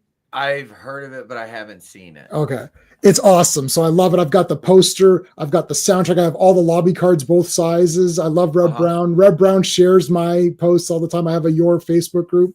Nice. So it's based on a comic book, and Steven is doing the translations of it. Finally, first time ever in English, they're being translated. I've only have issue 1 because they don't come here. Sean got issue 2 at his comic shop. He's like, they ordered 1 copy, and I was like, oh my God. So I'm gonna have to get them from eBay. I saw somebody on eBay trying to sell it for like $60. I know. Well, I paid $20 for issue 1. Holy crap, that's not right.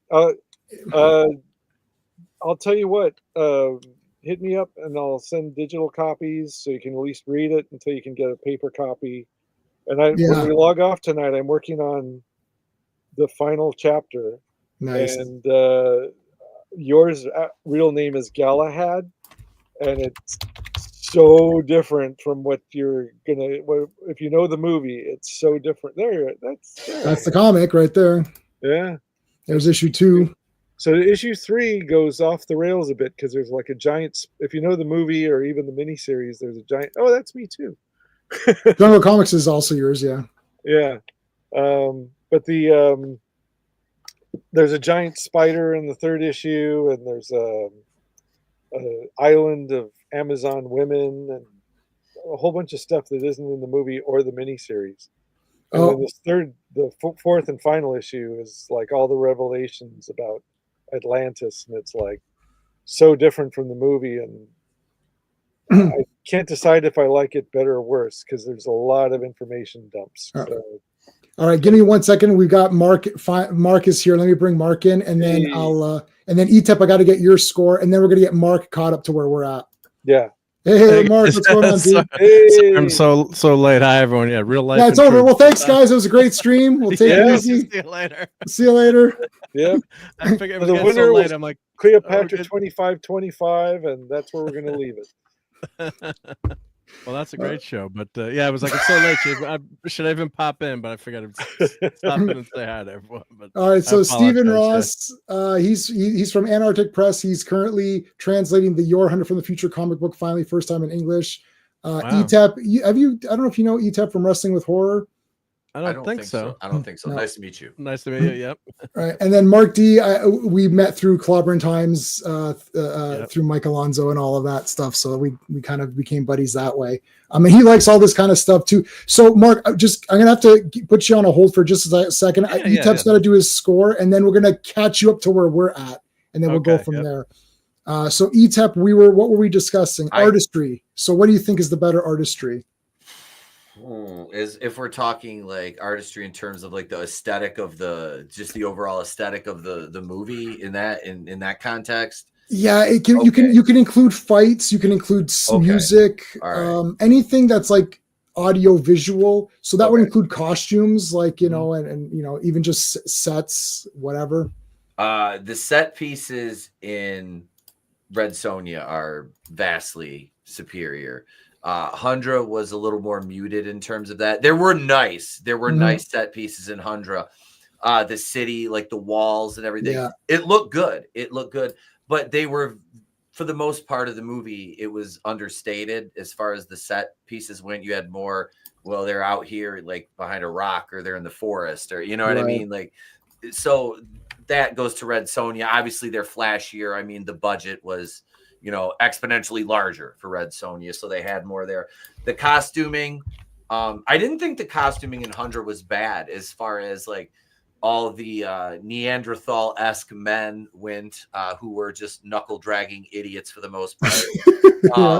Which it was funny too, because you hear, and when I cut my teeth in YouTube, started the pop culture. I was doing pop culture stuff, and yeah, you sit there and you watch all these things like Star Wars and that in Marvel, and you watch like the feminization of them, and it's like, but then you look back and like, well, this has always been there, and Hundra is an example of that, because the male characters in Hundra break down into the archetypes of either evil, stupid, ineffectual, or you have one good guy, right? So that was those.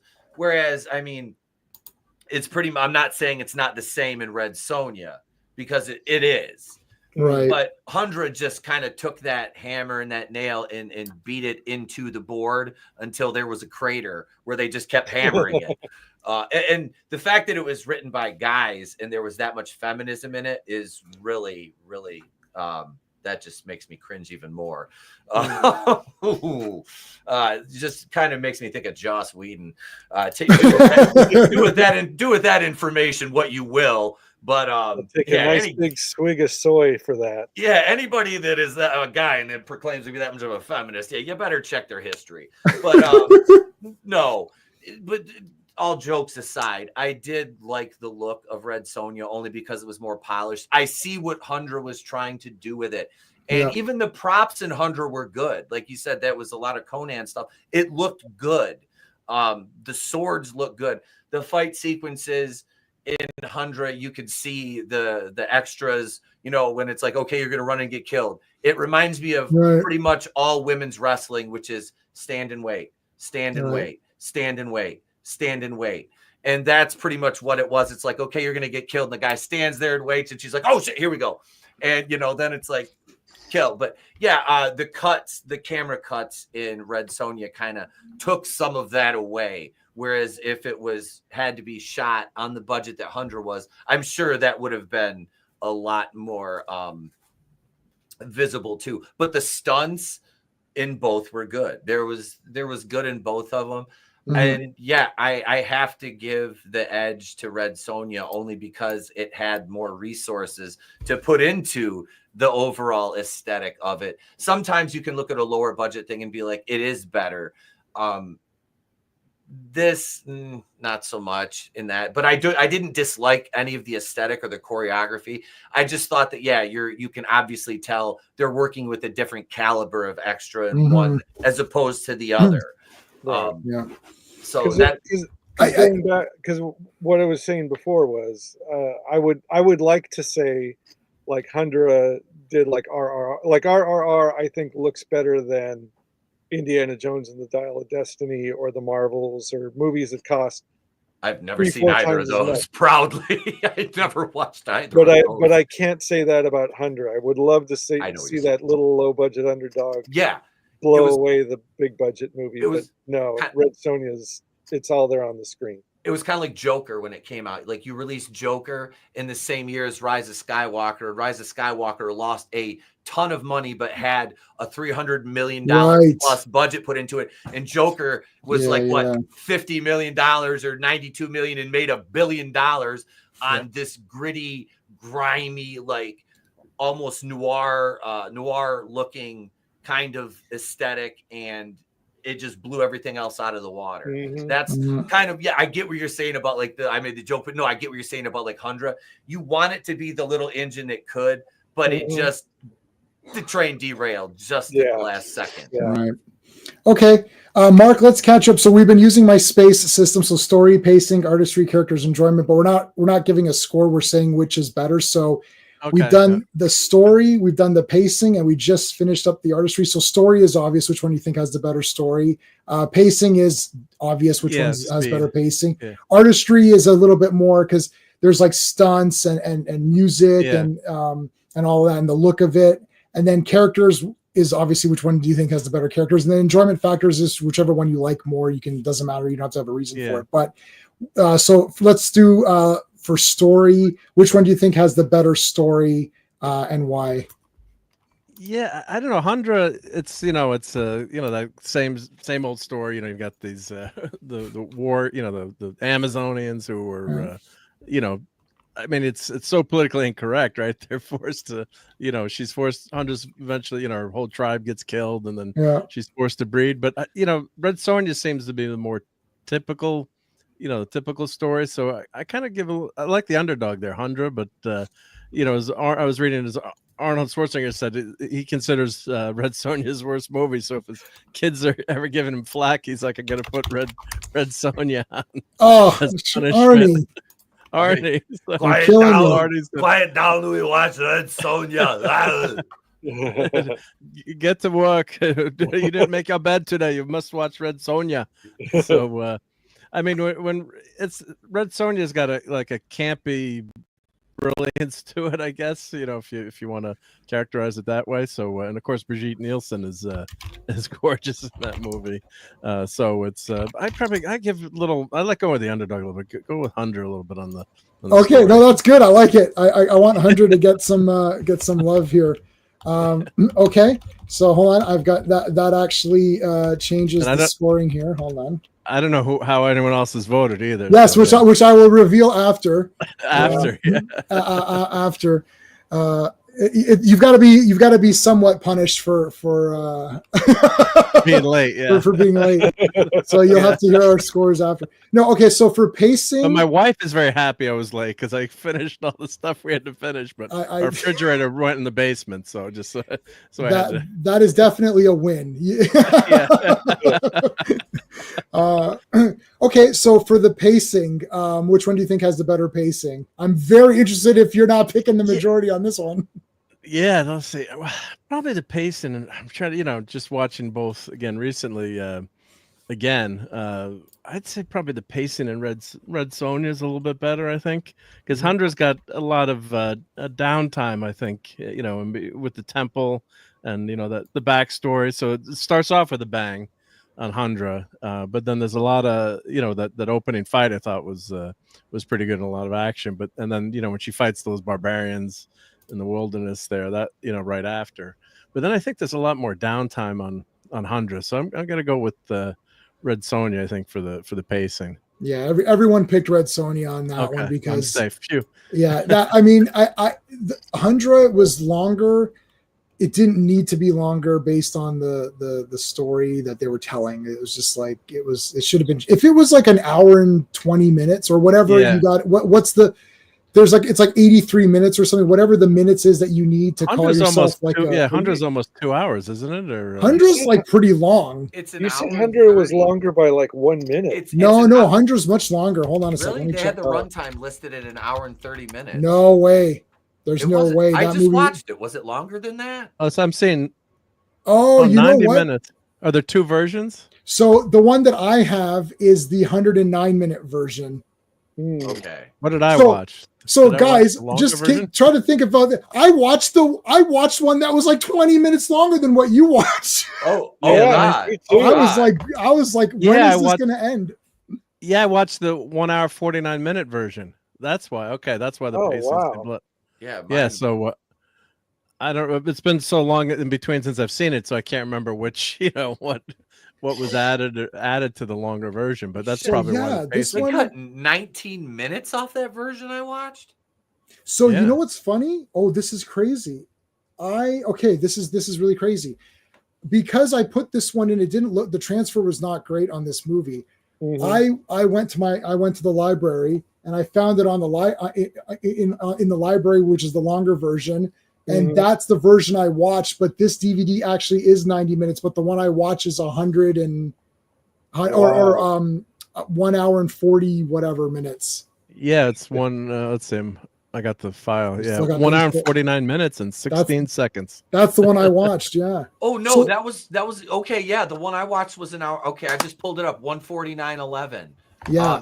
That's why the movie imposed upon itself. Yeah. It- It's like it overstayed its welcome. big time.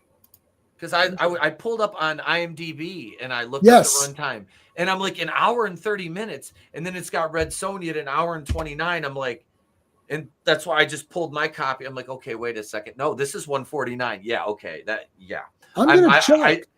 I was definitely right with saying Red Sonja, but yeah, that just looking at now, seeing that, yeah, the version that if you shave 19 minutes off that movie, that's a game changer for it almost. For Yeah. sure. It's way too, and even at 90 minutes, it's probably slightly long. About It needs 10 to be minutes 80. too long. Yeah, it needs to be like 80 something minutes. Well, it's like a horror movie. It needs to be 85 to 90 minutes, and that's it. And that's no it. more. Unless you're Terrifier 2, and then you're like, okay, I can go 220 and just kill some extra people and spend some time with these people.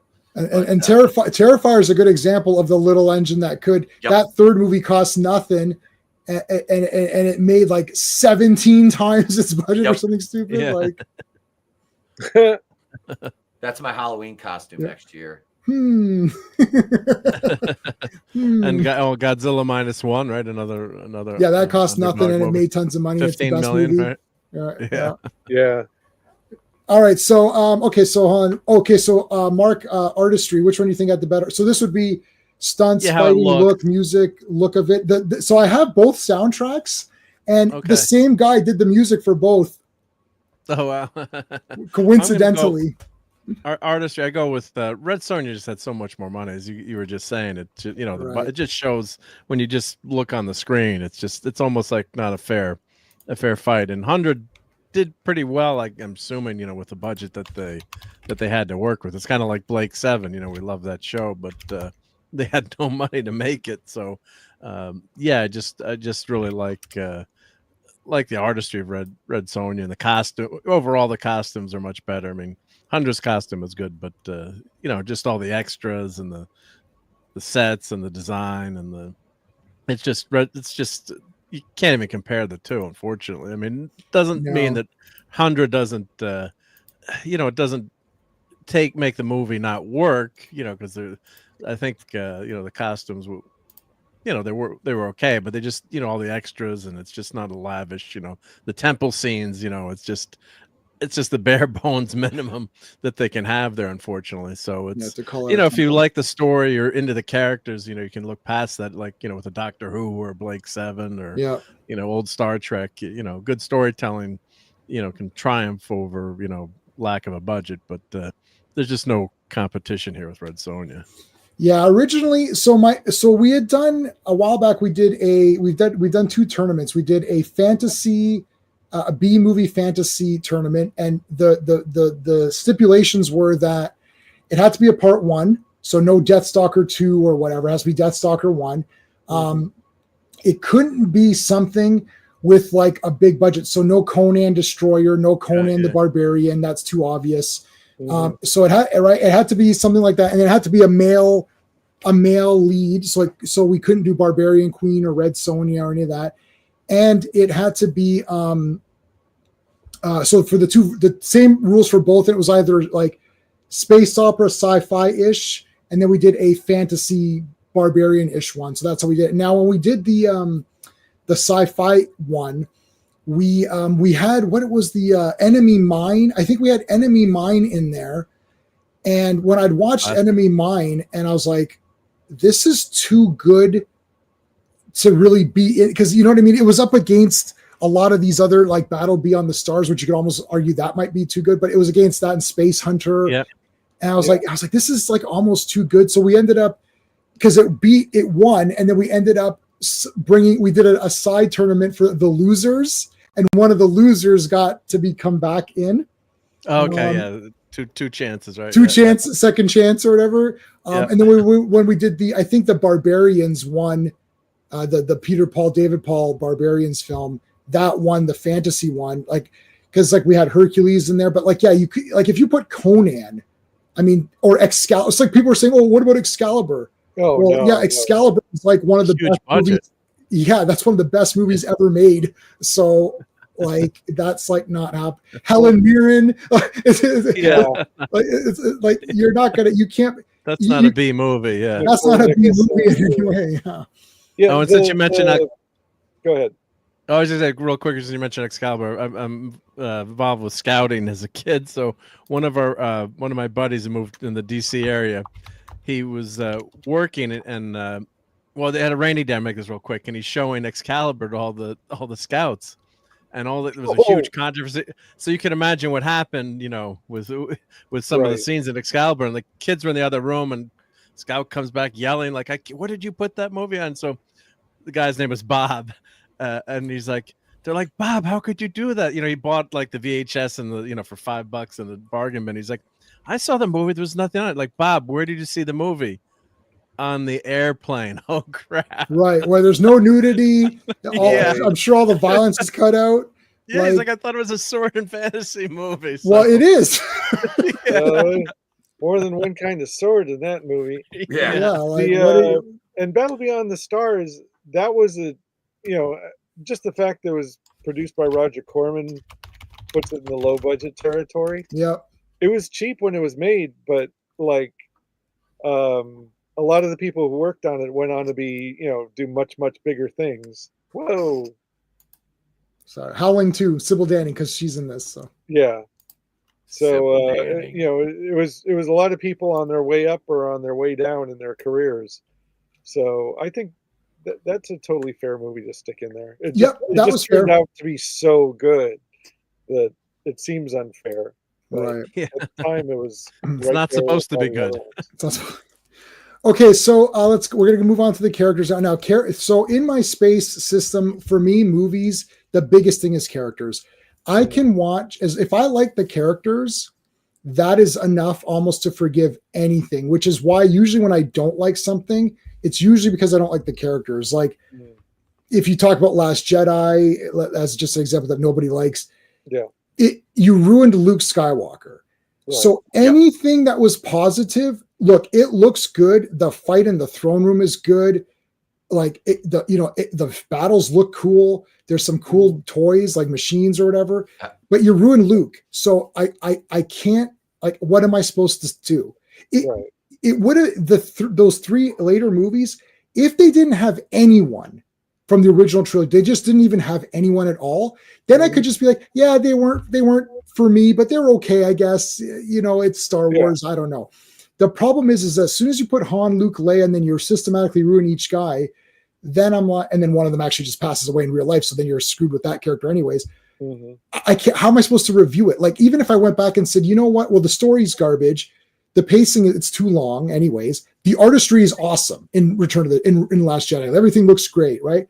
Characters are zero because I don't like, the new characters are not interesting enough for me to get excited about them, and you ruin the old ones. So how am I supposed to review this movie? Yeah, so they ruined Finn's character too, right? They ruined Finn even. I was going to say that in Force Awakens, you had even though it was a retread of the original Star Wars, it done like in typical Jar Jar Abrams. And I say that as somebody who unapologetically loves the show Lost. Yes. It was the original logo for my channel design was the Dharma logo when I was oh my gosh, the place to be reviews.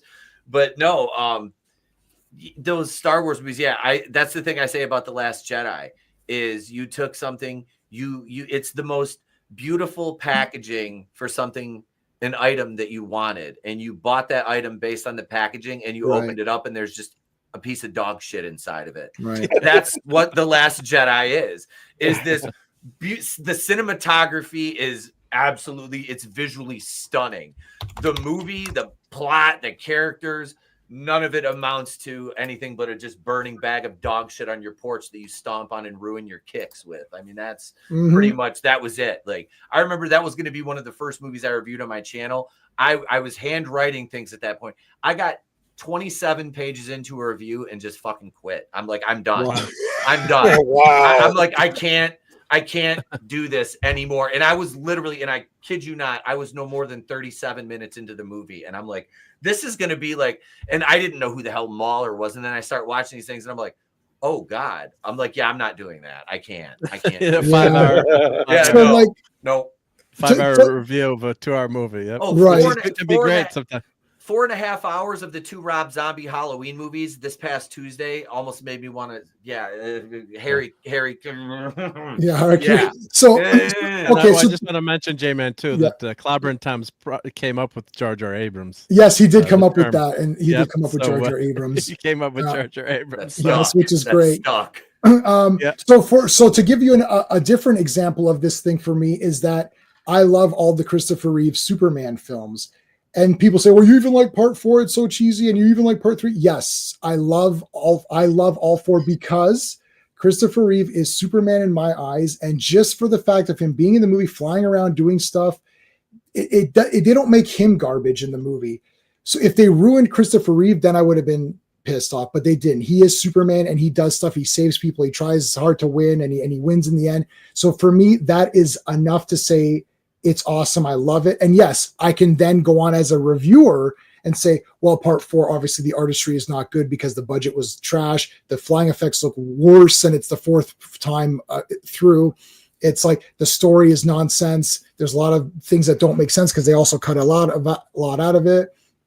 Part 3 has a lot of goofy scenes, which kind of don't make sense. So I can critically analyze it, but that doesn't mean I don't love it because it's Christopher Reeve as Superman. So I love it. Like, I don't care. So that's the thing with me. Like, that's why sometimes I'll agree with the masses and sometimes I won't agree with the masses, where everyone will hate a certain movie, but I'll still love it anyways. Like, well, how can you love it? Because it's like, if I like the character, I like seeing them in that role. So to me, if a character is ruined, even if the movie's okay, it works both ways. If the character's good and the movie's not that good, I'll probably still like it. If the movie is okay, but the characters are bad, like, for example, like, I don't like the Zack Snyder Justice League. I despise that movie. Every character is absolutely ruined in my eyes. And I can do an entire stream of how that movie ruins every single Justice League member. And Wonder Woman was my favorite out of these people. And she is a murderer. They turned her into a murderer who murders people in front of children. There's children in the museum while she's splattering guys against the wall that she doesn't need to do. Then she blows up the museum that she's trying to protect. It's the dumbest thing I've ever seen in my life in that movie. I'm like, I'm checking out of this movie. This is brutal. Anyways, I absolutely bloody despise that movie because the characters are ruined to me. To me, it's like Last Jedi. Zack Snyder's Justice League is Last Jedi for me. Anyway, that off topic, but so characters is a very important thing for me in movies. So that said, Mark, I'll let you start. Which movie, Hundra or Red Sonja, had the better characters for you? Well, I'm always partial to a redhead, so Me too. which maybe is not the best thing to go on. No, I think there's a Hundra. Watching it again, and I haven't seen it in years. She's pretty good in it. It's a pretty interesting character, and she's fighting to save her family, save her tribe. She's a last soul survivor. So Lorraine wasn't that bad. And I was also reading too, which was it true that she was going to be picked to be Red Sonja, and then they flipped the casting? There's not just a rumor I was reading on the interwebs, but I don't know if you guys. She had auditioned for it, and then it was decided that it was too similar. Summer, right? Yeah. So yeah. I mean, I could see her playing Red Sonja with the red wig, or if she dyed her hair red. But Brigitte Nelson is she's gorgeous in the movie, and she's your lead. Of course, you've got Arnold too in the movie. So I'd probably go with. Actually, I tell a lie. It was Sandal Bergman who had auditioned for Red Sonja, and then it was decided it was too similar to the role she had played in Valeria. Yeah, I also read villain. And then and then they interviewed Lorraine to audition Lorraine. No, Lorraine as well. She wasn't in the I don't think she was in the running for Red Sonja, or if she auditioned for it, she didn't get it, or so. I don't know what her Red Sonja connection might have been. Yeah, I read that, but when you read things on the internet, I'm like, how accurate, how accurate is that? So with a grain of salt. But I'd probably say Conan. Of course, Conan. Red Sonja overall is the better, more interesting characters. I do like Hundra's character, but overall, I think go with Red Sonja. All right, Etap, who do you think has the better characters? Oh man, Red Sonja, far and away, dude. You got I have to look it up just to remember their names, but Falcone is Paul L. Smith, who played Beast Raybon in David Lynch's Dune. Yes. Which that was I just watched that again not long ago. I look, the movie, say what you want about it, that's an enjoyable movie. I've never read the novel, so don't put me up on the cross. But I love it, and I've read the novels. I enjoyed it. But no, the character, and then you have Ronald Lacey playing I Call, the little swarmy, hand of the queen kind of guy, who is the famous face melting Nazi in Indiana Jones. You have Pat Roach, again, another Indiana Jones guy, as Brytag. Sandel Bergman, who just, Jesus, like I said, I was watching this and I'm like, I forgot how gorgeous she was. My God. But no, I enjoyed the characters more. Yeah, Hundra was a good character in her movie, but then you have who after her? The main villain in Hundra was just a random guy who is just, hey, I'm in power and this is the main villain. Whereas in Red Sonja, you have Queen Gedrin is her name. Gedrin. And she has an army behind her. This guy just has, he's got, hey, I got some dudes that are going to keep me safe. Just some dudes, not an army, not a magical device or anything, which, MacGuffin, say what you will, but she still had the thing. But this, he's like, I'm going to stop you from getting laid, Hundra. Damn it. So this guy was initially just a medieval cock block. No, like I said, though, but it was I enjoyed the characters. There was more development, and yes, say what you will. young Ernie Reyes, well, he learned how to be, going getting ready for the Ninja Turtles back then in Red Sonja, man.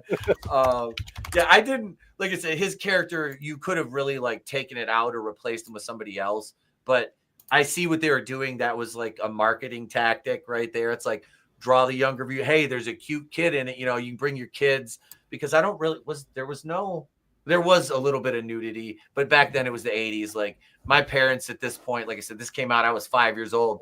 My dad was just sitting there going like this on the couch and be like, cover your eyes for a second.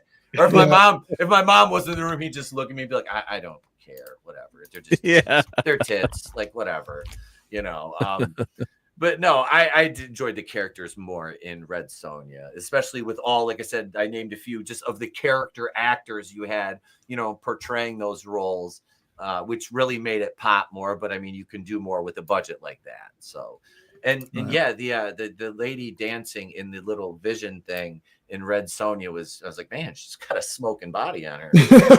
Nice. I'm like, I'd forgotten this.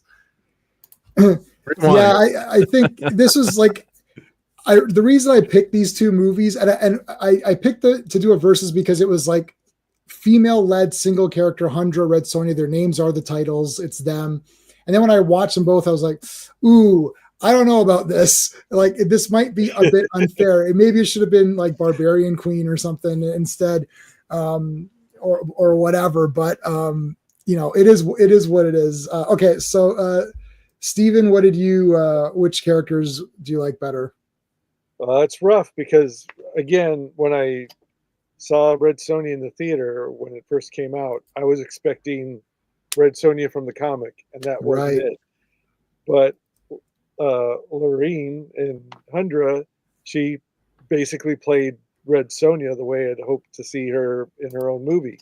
A lot of people said that on that Facebook group. Everyone said that she's a better Red Sonja in her movie than Red Sonja is in her movie. Yeah, and that first half hour or so, it leads you to believe like, oh, I'm going to get a Red Sonja movie, but she's blonde, And the dog's pretty cool, her dog in the dog in Hundra is pretty cool. Yeah. The funny thing is, like, I hear what you're saying. All the other characters in Hundra are just Spanish actors who have been dubbed. And I get that. There's that. There you go. 80s boobs. There's this one. There's the. See, now I'm all distracted. Wait a minute. You're put Sybil Danning up there, like you're gonna throw you off.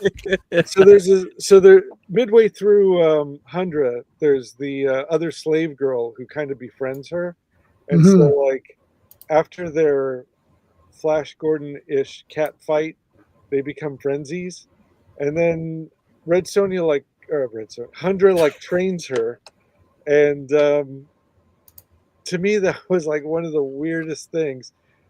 I don't know how much time passes between when she starts training her and when the slave girl's called upon to defend herself in front of a bunch of dudes who are soldiers and inevitably gets hurt.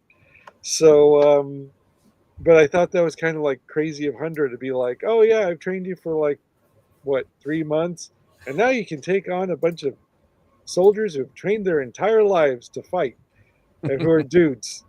I didn't think that was a great character move. Anyway, on the other hand, Ernie Reyes Jr. is a tough pill to swallow. And Schwarzenegger is exceptionally bad in that movie. And Brigitte Nielsen, there's like, when she's speaking, she's not very good.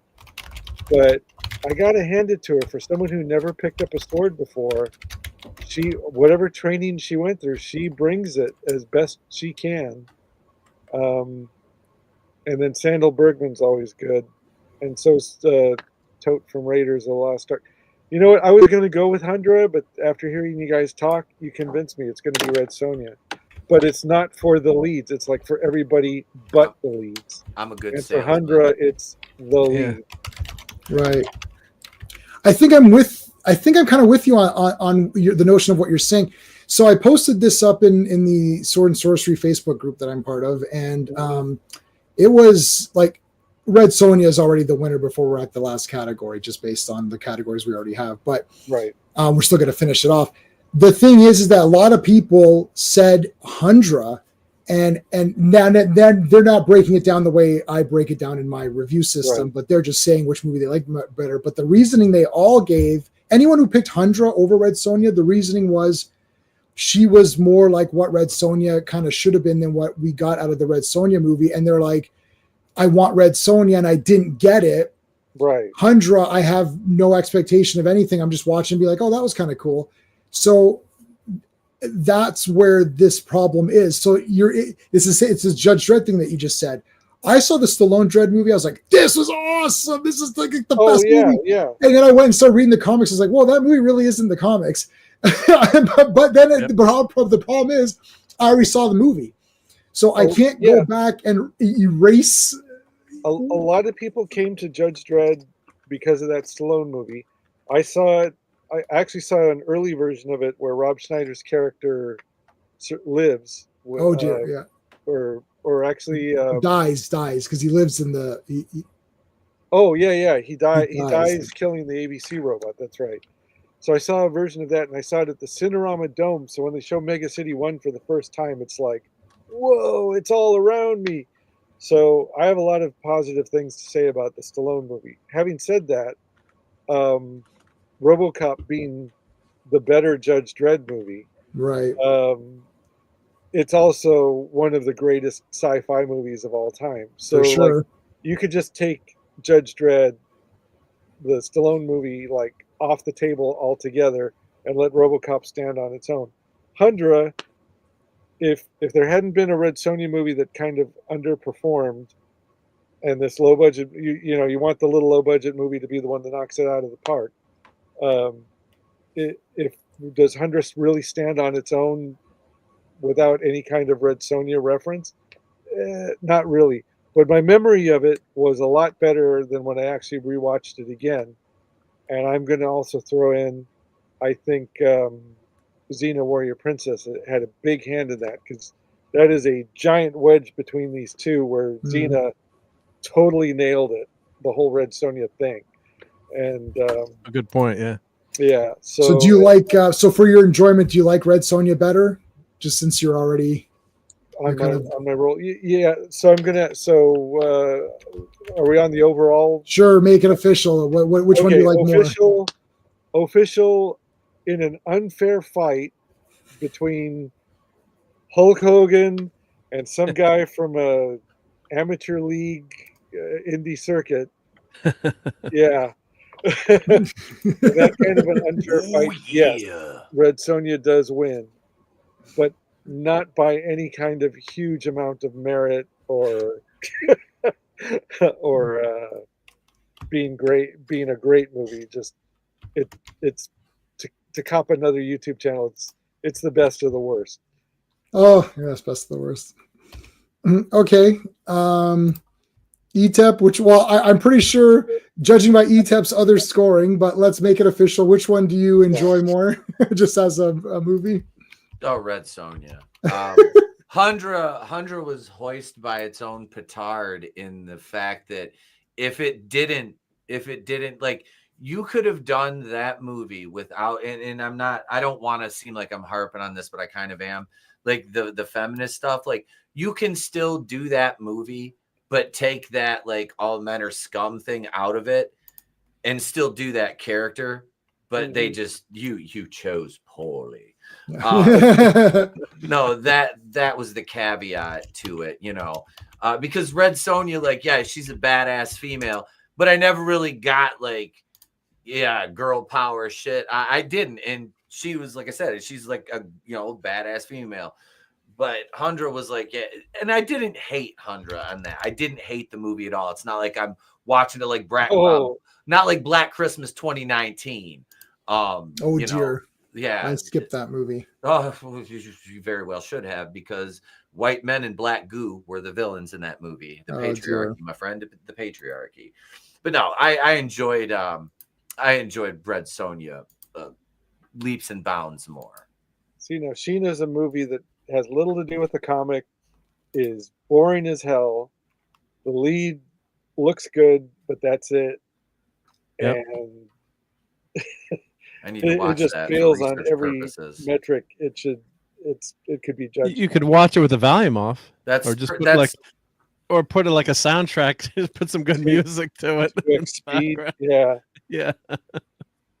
We Well, did. I'm gonna write that. We're gonna do Alan Quatermain and the Lost City of Gold versus King Solomon's Mines. We'll do that one Oh. at one point, because I did a versus on that on my other buddy's channel. I have the Alan Quatermain poster, one of my favorite posters of all time. The Lost City of Gold poster. It looks like an Indiana Jones. I've got Temple of Doom and I got Quatermain right there, right next to it. Oh, yeah, that I in the mean, theater too. Which one? Both of them. All of them. So no, I missed what you said. What movie did you say? All of them. Sheena, Alan Quatermain, both of them. Okay. Yeah. No, I don't have this. Yeah. I know. We will do next week is going to be Conan, but next week won't be a versus. We'll just talk about Conan, Barbarian, and Destroyer. We'll just because we can't do a versus on that. Okay. So who do we got left? Mark, which one do you like more? Enjoyment factor. I mean, Hundra puts up a good fight, and I agree. That's the lead. It's only because of the lead, and I think that first half hour. Now I watched the way too long version, I guess again, but yeah, if they'd cut off about a half hour of that, and yeah, the story just at the end, it's just not a great ending. It just doesn't nail the landing. So I'm gonna go with Red Sonja. But Hundra. If you haven't seen Hundra and you're out there watching this, look it up. You can find it on. It's out there on the. Is it available to rent anywhere, or is it? It's got to be on the interwebs. It's probably on Tubi More of or something like that. Yeah, it's more of an obscure movie. Red Sonja is probably a lot easier to find, but give it a shot. And but it's Red Sonja. Plus, does anyone know what the budget for Hundra was? It didn't say on. It doesn't say it on Wikipedia. But it can't be it. I think on the DVD, I think the director said it was like less than $1 million.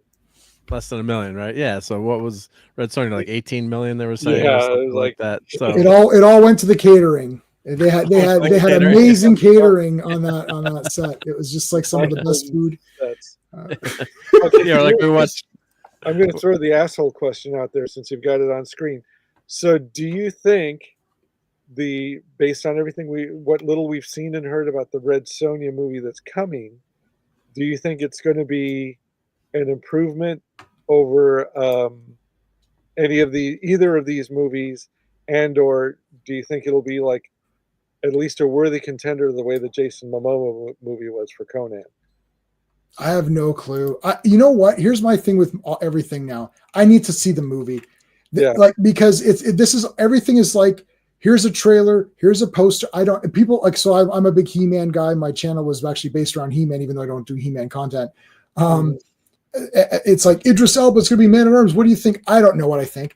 I need to see the movie. Is it going to just be Idris Elba in black armor and they're going to call that Man at Arms? Or is it going to be Idris Elba in the bronze green with the club and he's going around kicking ass and leading leading the Eternian troops? Then I'll be like, yeah, that's awesome.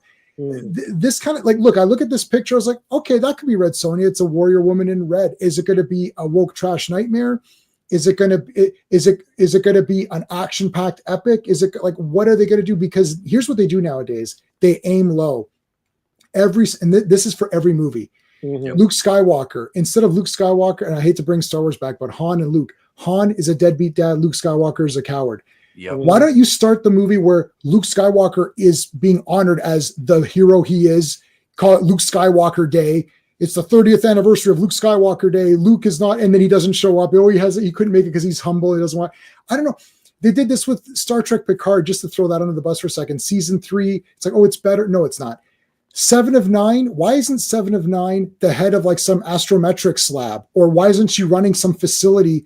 Like everything's like, oh, she's now a bounty hunter and she lost her lover and all this. It's like she can't be in the Federation because she was an ex-Borg. It's like, what kind of BS is what kind of bullshit is that? Everything, everything. And so I'm not just beating up Star Trek. They did it with Doctor Who.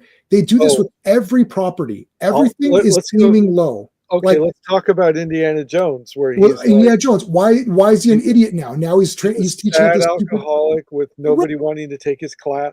So I think I think from a screenwriting point of view, you've got a lot of young people who are amateurs, but the thing about Indiana Jones, the people who wrote that should have known better, which is why people suspect that there's an agenda behind it, to destroy the characters. Well, no, I mean, if they were like young people who were, if they were young people who were just kind of like, starting out, and they gave them these legacy characters, and they were fine. It was like, go ahead, find your own voice, but use these old characters.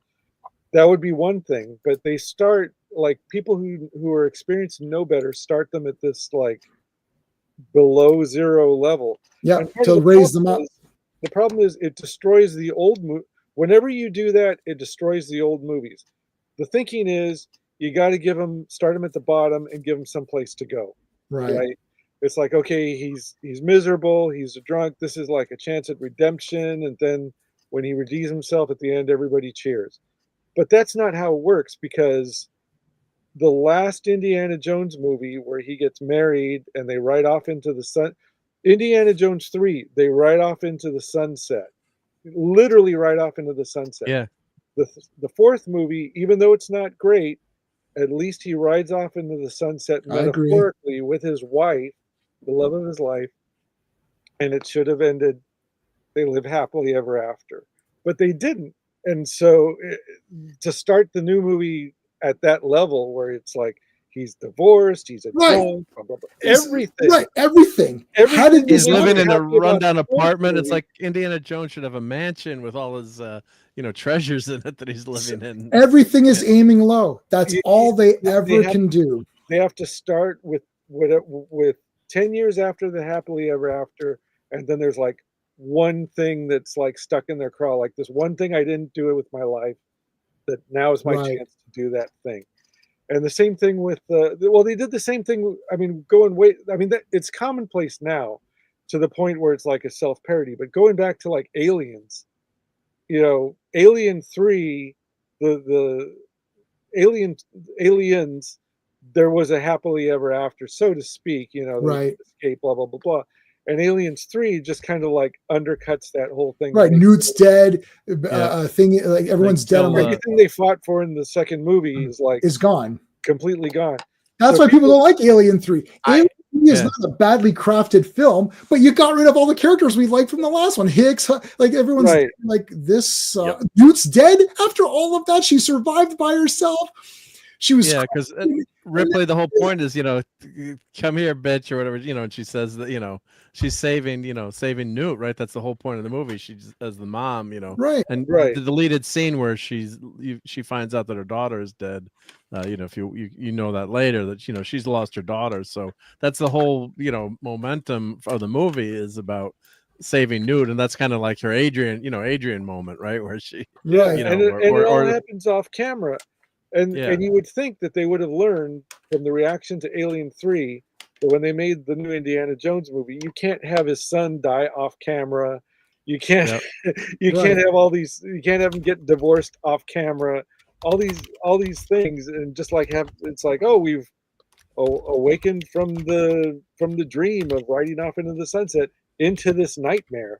And it's like, and there's no, and the way the movie plays out, there's no getting all that back. Hey, how you doing?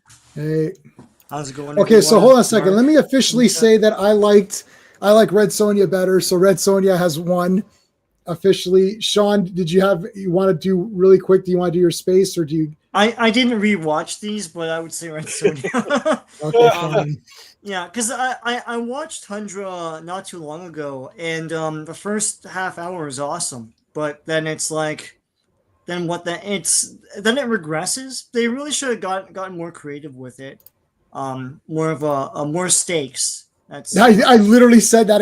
Sean and I don't plan these in advance. And I literally said the exact same thing. I'm like, after the initial story, it's like, what now? What? Like, she got laid. Yeah. Okay, it's over. Like when they wrote the script, it's like, wait a minute, this really loses steam after the first 20 minutes. Let's do something here. It's like it's 20. It's like 28 minutes. I timed it. I'm like, okay, this movie's dead right now.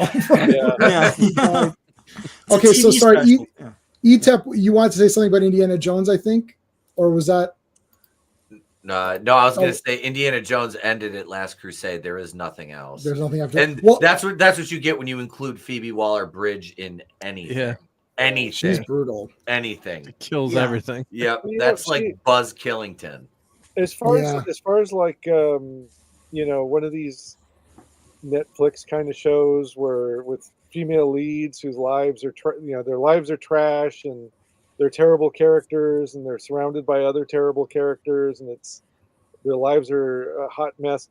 As far as writing that kind of thing, she's great. She's fine, and that's what she should keep doing. Yeah.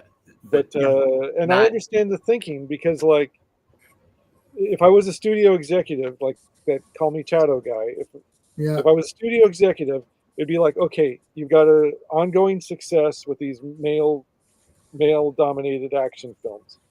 And dudes seem to have a problem writing the female characters. So you bring in a female writer who's good at writing female characters, and if you could somehow get them to write together and mesh their talents, you should have twice as much money, double your audience. That's how it should work. But that isn't how it works. They just like hand it to the female writer who doesn't know how to write the action adventure parts of it. And then it just goes complete, and the dudes don't get what they paid their money to see. And the women were going to watch a Hallmark or Lifetime Television for Women movie anyway. They weren't going to come out to watch 80-year-old Indiana Jones anyway. Well, so like nobody ends up watching it except us. And then we end up just hate watching it and end up disappointed. Well, that's the problem when you have a feminist writer trying to write these things. My wife hates, like, she abhors feminism. She thinks it's the most hilarious thing on earth. Like we were joking around recently about that, but no, she'll see stuff like this and just completely get like, she goes, look, and we talk about this shit all the time because of the nature of what I do. And it's like women don't want to see an action movie with like a ridiculous 100-pound female that's manhandling NFL linebackers. Right. Women, I don't care. And feminists, and every feminist deep down wants that alpha male who's going to grab her by the hair and just kiss her. They do. They do. They front like they don't, but deep down, every single one of them has that, and they project that perceived hatred out, and that's what comes out in this writing with these. They're not activists, they're writers, they're activists, and they're using this genre entertainment as a means of conveyance to get their activism out, and they get their jobs through nepotism and other back channels, and that's how we get these hacks who don't understand the genre entertainment. Like Marvel, I was a huge Marvel guy as far as like the movies go, like comic novice admittedly, but just the movie wise, I look at them and it's like the MCU was fun. And it's like, I have no issue with strong female characters. Like I love the 80s karate. Like I was talking about Cynthia Rothrock. Cynthia Rothrock was legitimately beating men in tournaments because there were no female tournaments back when she started doing this shit.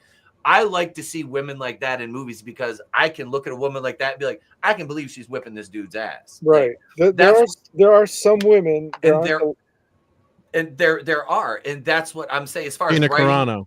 Oh, Yeah. that's Right. she Sure. is going back to Haywire, a very, very underrated actress. But no, that's why I look at the writing wise, and I'm like, you get when you say, like you were saying, Stephen, about having like somebody write, and you have a woman come in to write the female characters. To me, like you said, that gets like the too many cooks thing. Then you've got that where you're butting heads, and you're like, well, this has got to get in. You're like, well, that interferes with the story, so can we dial that back? And then you got to compromise. I don't know. Compromise would have been fine. Yeah, absolutely. Well, but okay, hold on. Alien 1, which everyone loves Ripley. Alien 1 was the best example of anything. They just wrote characters. Yep. Then they later said, why don't we make Ripley a woman? That might be interesting. And why don't we make Lambert a female? Because that might be interesting too. They flipped the character. Yeah, They flipped it. Yeah. They didn't think of it in advance. They just thought, okay, Ripley's the warrant officer. She's going to be the one that's going to enforce the quarantine. And then Dallas is going to be the one that says, no, I want to override. And then while they're arguing, Ash, who has his agenda, opens it. That's the start of the movie. Ripley steps up. It's like, no, don't don't break quarantine. That's the reason why we have any alien action. So good that they didn't listen to her, I guess. Right. She would have ended that movie right there. Well, going back to, there you go. Going back to what we were talking about with Xena Warrior Princess and Cleopatra 2525, there were always like these strong female character roles. Everybody drags out Princess Leia and Ripley and like 2 or 3 other, Sarah Connor. And it's like, yeah, those are the big budget ones that we all know and understand. But there was like, I have like 2 or 3 racks on my DVD, in my DVD collection, just called Women That Kicks Ass. And it's all these low budget movies like Hundra and Red Sonja and some of the other Roger Corman movies and whatever, Pam Grier movies and whatnot. Right. That had, I mean, some of them the movies weren't good. It's like you were saying about, the character versus the movie. Some of them, the movie wasn't good. Some of them, a lot of them were treated, there's a lot of exploitation going on in there too. So they weren't perfect examples, but they did exist. And instead of trying to, now I'm all distracted by what you're showing. But instead of trying to reinvent the wheel, they won't acknowledge these or go back to these and go like, what did they get right? What could we do better? They'll go like, oh, we're going to go to Kelly Sue DeConnick's boring ass version of Captain Marvel and build the whole MCU franchise on that from the bottom up again. And that's a huge mistake. But I mean, I know, like, my day job is I sell kids books, and part of that is selling YA stuff. And the entire young adult fantasy YA genre is basically what they call romantasy now. Mm-hmm. It's female led, handsome Prince Charming character. It's sort of a divide between don't need no man and handsome Prince Charming love interest, or like the Twilight model of 2 guys fighting over a not particularly beautiful woman, but you can dress her up and she cleans up well, kind of. They're fighting over a gassed up mid, basically, is what you're saying. Well, I mean, in the books, I actually read the first half of the first Twilight book, and the main girl is described as not beautiful but cleans up well. So she's mid. Right, she's mid. right. I've seen all the Twilight movies. Twilight fans have a hard time explaining why these 2 exceptional guys are fighting over. But anyway, yeah. So I mean, what I'm saying is, like, this kind of stuff has always existed and it's always been out there. And guys like us could just like, especially J-Man, who's seen all of them. I've only seen 3/4 of them, but we could all say like, oh yeah, there was this movie, like where they did a lot of things right, they did a lot of things wrong, but with a better budget and a lot more thought and taking the exploitative elements out of it and adding like a better, really putting some thought in the story, it could be really good. Maybe we should revisit that, because to me it's much better. To me, it makes more sense to remake a movie that was not good when it first came out and improve on it than take something like RoboCop and try to reboot it, the way they rebooted it with Samuel Jackson. It's like, how are you going to capture that lightning in the bottle from the first one again? They couldn't even recapture it for the sequels. So I like part 2 though. Frank Miller. It's not terrible. Well, it's terrible, but it's fun terrible. The Frank Miller parts are good. The Frank Miller part, you can tell the Miller parts are good, and then when they go off, off of his story. Yeah. Yeah. But And I was RoboCop also 2 extremely Kane, inebriated when I went to see that in the movie theater, so that helped. but Kane, like RoboCop 2, the machine RoboCop 2 Kane, this is like the greatest thing ever. I was just dying over this. I was like, I love it. I have the little figurine of him. It's awesome. I do like me some stop motion. What can I say? Yeah. Yeah, but there's lots of female stuff. Like, I mean, forget. I'll boil it down really easy. Forget everything we just said. Are these people fans of the genre? Because you could be a male, female fan of anything and get it done. Before you do a Marvel comic, quick, what are your favorite Marvel comics and why? I'm a political journalist activist. Oh, you're hired. It's like, why do you like Captain America? Why do you like anything? So you're doing Star Wars. Star Trek does that all the time. Look at Nemesis. They hired the director of Nemesis and never watched any Star Trek. And Troy is saying, well, my character wouldn't do that. And like, but why? And then the guy says, well, just do it anyway. There was a video that Disney made with all of the creators at the time in Phase 4 bragging that they'd never they never read a Marvel comic in their life. And I think their point in doing that was like, this is a fresh new take and all that. But the problem is there's no verisimilitude, which is my favorite word. Yes, that is your favorite word. Because why, like you're saying, Mark D, like this character wouldn't do that. Well, why wouldn't the character do that? Well, because there's a whole history back, and if the character does something that doesn't jive with what the audience is seeing, it's totally, they can't connect to it. It's like Luke Skywalker being a coward. Why would that be? He saved the universe like twice, as far as I remember. And one last thing, hold on, Stephen Ellie. He goes to see that he senses the dark side in that kid, and he goes to kill him. For 3 movies, he sensed the dark side in his father, and he kept trying to say, "No, I feel the good inside your father." There's a whole history of that. Literally, Darth Vader's right there. He won't kill Darth Vader, and then he actually gets the chance. And then the guy says, "Strike him down," and he's like, "No, F it. I'm not going to the dark side. I'm not killing my father. Emperor, fucking suck it." That was what he was saying to the Emperor. If DX was around, he would have been doing the DX. Right? And then 2 movies later, I felt darkness. I'm going to kill this boy. What? You're going to kill this kid? Like, wait a minute. Ryan, did you watch the other movies? Like, did you even watch any? Firstly, nobody. Hold on. One last thing. Nobody would even do that anyways. Yeah. Even in real life, you wouldn't do. If you're like, I feel my son. I caught my son watching scary movies and killer movies, and he's dressing up as Gacy, and it's like, well, I'm going to kill my son. No, you'd be like, take him, get help for him. So even in real life, nobody would do that. You'd be like, let me help this kid if I feel he's going to the dark side. Okay, Steven, sorry, go ahead. Okay, well, let's just establish that what happened to Star Wars was insane and inexcusable, and it just got worse from that movie down through the Acolyte. And I don't even care how good Skeleton Crew may or may not be. I'm done. It's not. Skeptic just likes random stuff. Okay, we love you, Skeptic, but we don't. Bugging me about it. Yeah. I'll watch it eventually, but I don't know. Maybe not. I never finished Andor, so. It's not like the old days or something. Star Wars. So I mean, my again, Star Wars I saw when I was 10 years old in the theater, and the only way to see it was in the theater for years and years and years. Is one of the last movies to come out on VHS. So my journey with Star Wars is long and a stream for another time. Second, I would pay good money to see a WWE version of Star Wars. That would be awesome.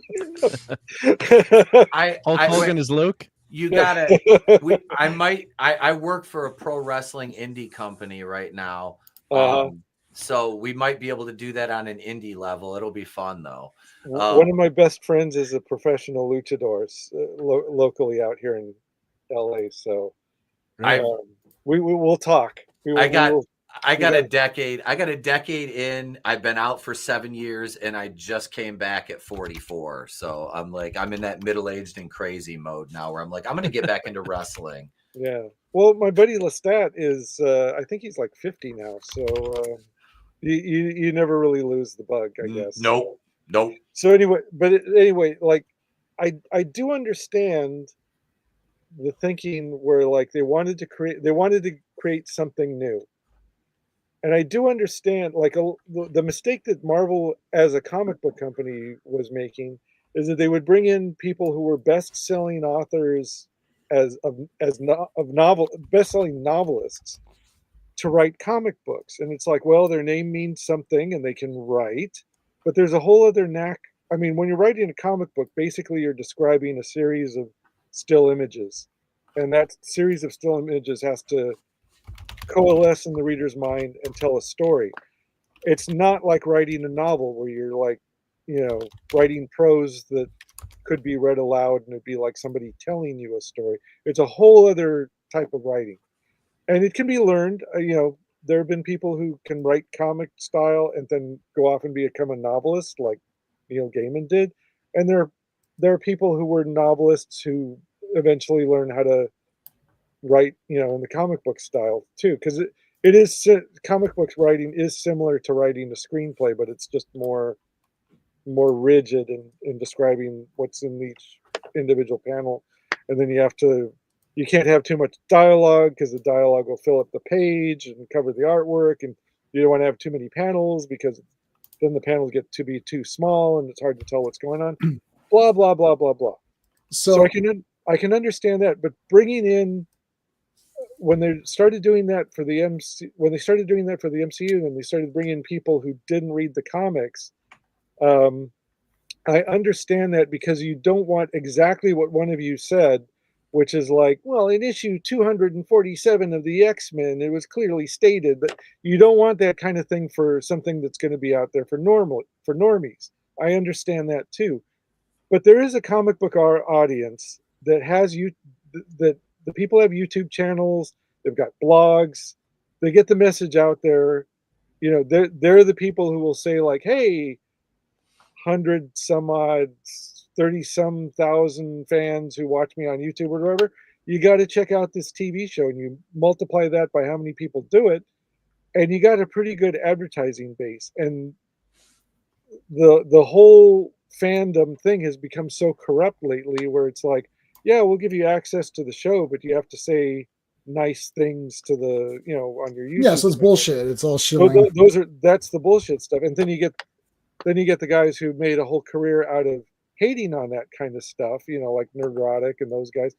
Don't get me wrong, I like Nerdrotic, I like the Friday Night Tights guys, I like Doomcock, but Doomcock, is though I stopped watching after Indiana Jones, because I was like, it wasn't him, it was just I didn't care about the subject matter anymore. Right. There's nothing in his fight for pop culture that's gonna win. The way it might be. I don't like anyone who loves everything. I don't like anyone who hates everything. Right. My problem with the Shills is that they never have anything bad to say about anything, which is impossible. But I also don't like when there's like a grid of 9 people and every single one of them has exactly the same opinion. Like, surely at some point someone must have thought, you know, I thought this was pretty good. Like, I watched Alien Romulus. I thought it was friggin' awesome. And it's like, yeah, there's some dumb shit in it, but who cares? And I watch a lot of these guys saying, oh, there's all this stuff where it's like, oh, they're using the pulse thing again. I'm like, but that's part of the world. Like, there's things that are part of the world. Like when he says, get away from her, you, and then he pauses and then he comes over and says, bitch. Okay, that's a stupid callback. That was too, yeah, I didn't like that. Yeah, that was dumb. Yeah. But having Ash as an android, surely they didn't produce one Ash robot. They produced 400 bishops. Like, Bishop is in every movie as an android. So if you could accept 4 bishops, surely there could be other Ashes. So to me, that's just part of the world. But I don't like when everyone has exactly the same. It's just down the line. I thought it was trash. Like, didn't anyone think, you know what, guys? I don't know. I know you guys didn't like Sean and I argue all the time. Like, all the time. Yeah, it can't be an echo chamber. Everyone can't agree with each other. If you've got to give your opinion too, just like, oh, it sucked. It's like, well, tell me why it sucked. You know, you got to have a. And then, you know, there was a lot of I did like about Alien Romulus. And when I saw some of the reviews of people trashing, I'm like, wow, it wasn't that bad of a way. I thought I thought it was maybe too much of a rehash, but it was a fun popcorn movie. It didn't, you know, it was enjoyable to watch. You know, I'm going to see an Aliens sequel. Did they watch the other movies? Like, Covenant is trash. Alien 3 is not great. 4 is it's like there's Alien and Aliens, and then there's the other movies. Really, it's like right. And then you could just pick amongst. I like Prometheus. It's a bit long, but I like it. I don't really care about Alien Romulus. I'm just only using it as an example. Where where I'm like, they all said it was trash. I was like, oh man, I thought it was actually pretty awesome. Like, I ordered the 4K. It's like my 4th favorite Alien movie. I'm like, I really thought it was pretty cool. So I'm just saying that's Prey. Look at Prey. Maybe some people were like trashing Prey before it even came out. Like, and I enjoyed Prey. I thought it was, you know, there's some flaws in it, obviously every movie, but it was still an enjoyable watch. But like, what would get you is like when, like, I'm a huge Star Trek fan. Right. And like Star Trek Discovery people, it's like that love Discovery, and it's like awful. You're an hysterophobe if you like you know, like if you say anything about Yeah. Discovery, and not even the characters, the storytelling is horrendous. You bring up like forgetting things before, like one of the big things in one season was the burn, and all the dilithium crystals were destroyed. And they forget that the Romulans didn't use dilithium crystals to go warp speed. They used the antimatter from a collapsing star in their starships.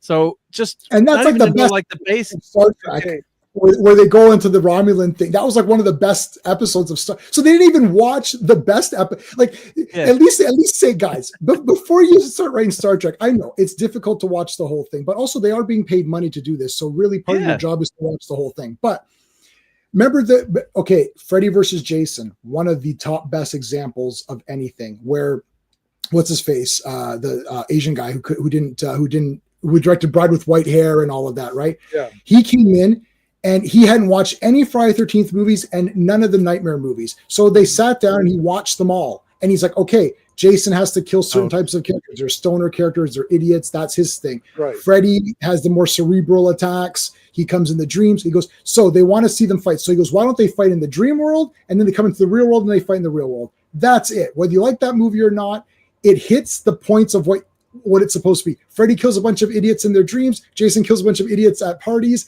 They fight in the dream world. They fight in the real world. The movie ends. And then you could review and say, I didn't like it that much, or I thought it was great. And that's it. But at least you're not sitting there thinking, what? Like, what is this about? Like, did they watch any of these other movies? Like, why is Freddy doing this now? Like, why is Freddy using a machete? He doesn't use machetes. It's like, well, isn't there Sorority House Massacre 2 continues from Slumber Party Massacre 1. They actually continued from the wrong franchise. Wow. Yes. And I'd watched all the Slumber Party Massacre movies, and I watched all the Sorority House Massacre movies, and Sorority House Massacre 2 shows flashbacks of Slumber Party. They used the wrong horror franchise. Dude, whoops is right. Oh shit, this isn't the same. Well, it's like Harv Burnett and so just real quick, and Wrath of Khan, he hadn't watched any Star Trek, so he watched them all, and he said, "Oh, let's use a Khan, let's use Ricardo Montalban." But he admitted it. And he watched them all. Watch them. Those are perfect examples of having like a new, fresh pair of eyes on the thing and going, because then you're not like obsessed with the lore and all that, and you take a big picture approach, like, okay, what was good about this? What was bad about this? How can we make this better? But what you need is that person on staff, man, woman, they, them, I don't care, who knows the lore and can say, well, actually, in Star Trek, the original series, who's like a consultant. And then you can have your cake and eat it too. Because on something like She-Hulk, where they're like actively saying, we not only did we not read the thing, we didn't hire a guy because he read the comic books. And then you end up with a show that pleases nobody.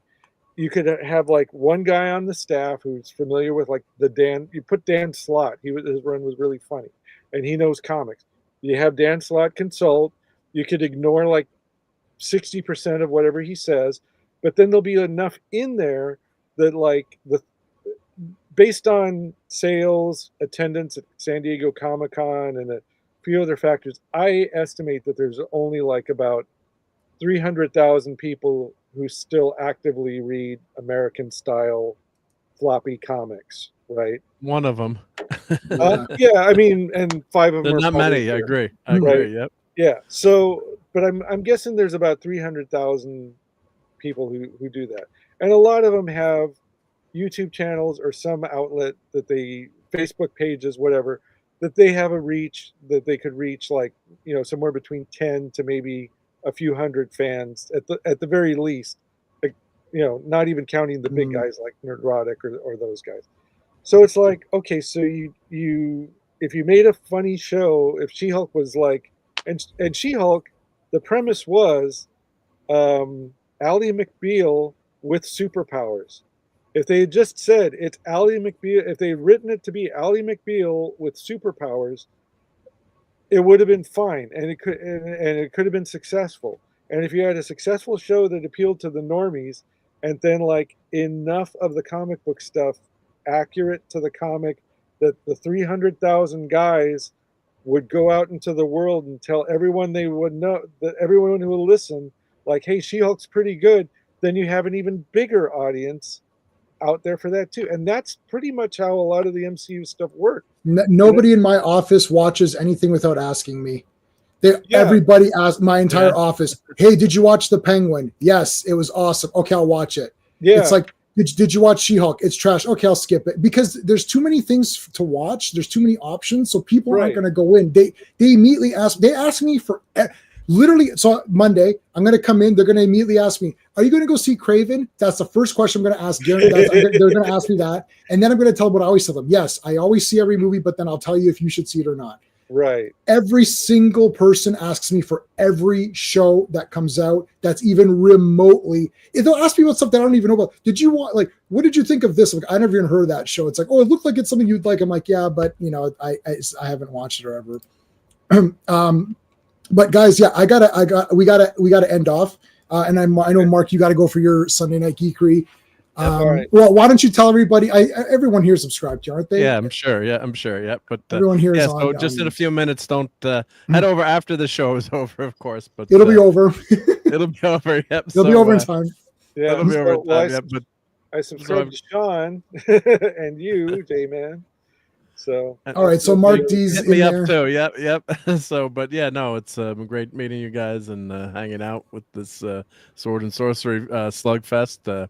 Of course, the redhead always has to win, but yeah. So 10 o'clock, my Sunday Night Geekers, we're going to be talking deep fried turkey and some pop culture for the week. And of course, unfortunately, there's a house in Connecticut. They burned down their house cooking their turkey in their garage. I don't know if you guys saw that, but no. So No. we're talking about the turkey safety, but yeah, unfortunately, they burned their house down. But yeah, I just love hanging out with you guys and talking all this nerd and geek stuff. It was fun tonight. So sorry I was late. I apologize, but yep. That's all right. Okay, Etep, what's going on? What do you got going on? Yeah, man. We got Wrestling with Horror Monday Nitro tomorrow night. We'll be recapping Survivor Series, which we streamed last night. Yep. Ooh, we got that Tuesday Night Terror Vision with Trina and I on Tuesday. We'll announce tomorrow night what movie we're reviewing. And no stream Wednesday night until later on because I'll be at wrestling camp Wednesday evening. And I got to get my Halloween Resurrection video out this week. My teaching schedule is a little different this week, so I'll have to adjust that. But yeah, that's coming too because I'll release the Rob Zombie 1 and 2 Halloween reviews is individual videos because the stream was 4.5 hours. So Resurrection is my last movie in the Halloween franchise, and we can move on. I'm done. I'll stop. Awesome. Steven, you guys doing your podcast, which is linked in the. Yeah, well, I mean, I would rather, first of all, I want to thank Sean for his excellent reviews of Jungle Comics and you did Micronauts Volume 2, the Omnibus. I have a letter in there on page 240 something that I wrote when I was a teenager. So I'm part of Micronauts history, and I'm almost definitely going to get maybe 2 of those Micronauts shirts from your bearded shirt sponsor J-Man. Awesome. Big Micronauts fan. In case hey, Microtron. He's got it where it counts. Oh yeah. Cool. Oh my god, yes. yeah. Micro going on there. So but if I have to promote anything, I've got your number 4 coming out. I gotta work on it tonight. They're going to collect it as a trade, which will come out in March of next year. There's a book on Amazon. If you like Star Crash, the writer of Star Crash wrote an all-new screenplay. There was going to be a sequel that we were going to use for a comic, but we couldn't get the rights from the producer, so we changed all the names, made it something new called Luna Diamond and the Midas Star. So if you look on Amazon under Midas Star, Cozzi, Cozzi, English isn't his first language, so I rewrote big chunks of it, and I'm pretty proud of that. And there's some other comic projects that I don't know if they'll be as interesting to your team. Oh, I did Bikini Sentai G Ranger, which is basically Baywatch mixed with Power Rangers. So I'll get you guys digital copies of that. And I did a wrestling comic called Chesty Sanchez back in the 90s. So I'll send you, if you want a copy of that, I'll get you a digital file as well. Awesome. All right, Sean, you doing any videos or anything? Are you taking a break for a I'm bit? taking a kind of break right now because I have a lot of family stuff to deal with. Life's really kicking my ass right now, but hopefully in the near future, I have a whole bunch of stuff I want to show off and lots of omnibuses. I found my old Game Boy collection, so I'm gonna show that as well. I Cool. buried for 30 years, but I found it. So that's coming soon. All right, guys. I'll see you hopefully on Monday for a Legion live stream. I gotta go. Thank you everyone for watching. Thank you, chat. Thank you, panel. This is awesome. Next week is Conan. If anyone wants to come on, same thing. Just come on. We won't do a versus. We're just going to talk about how awesome the Conan movies are. So that's it. Thanks for joining us, guys. Until next time. Hey friends, you've just been listening to J-Man, and he is the smartest person who ever lived. So make sure you like and subscribe.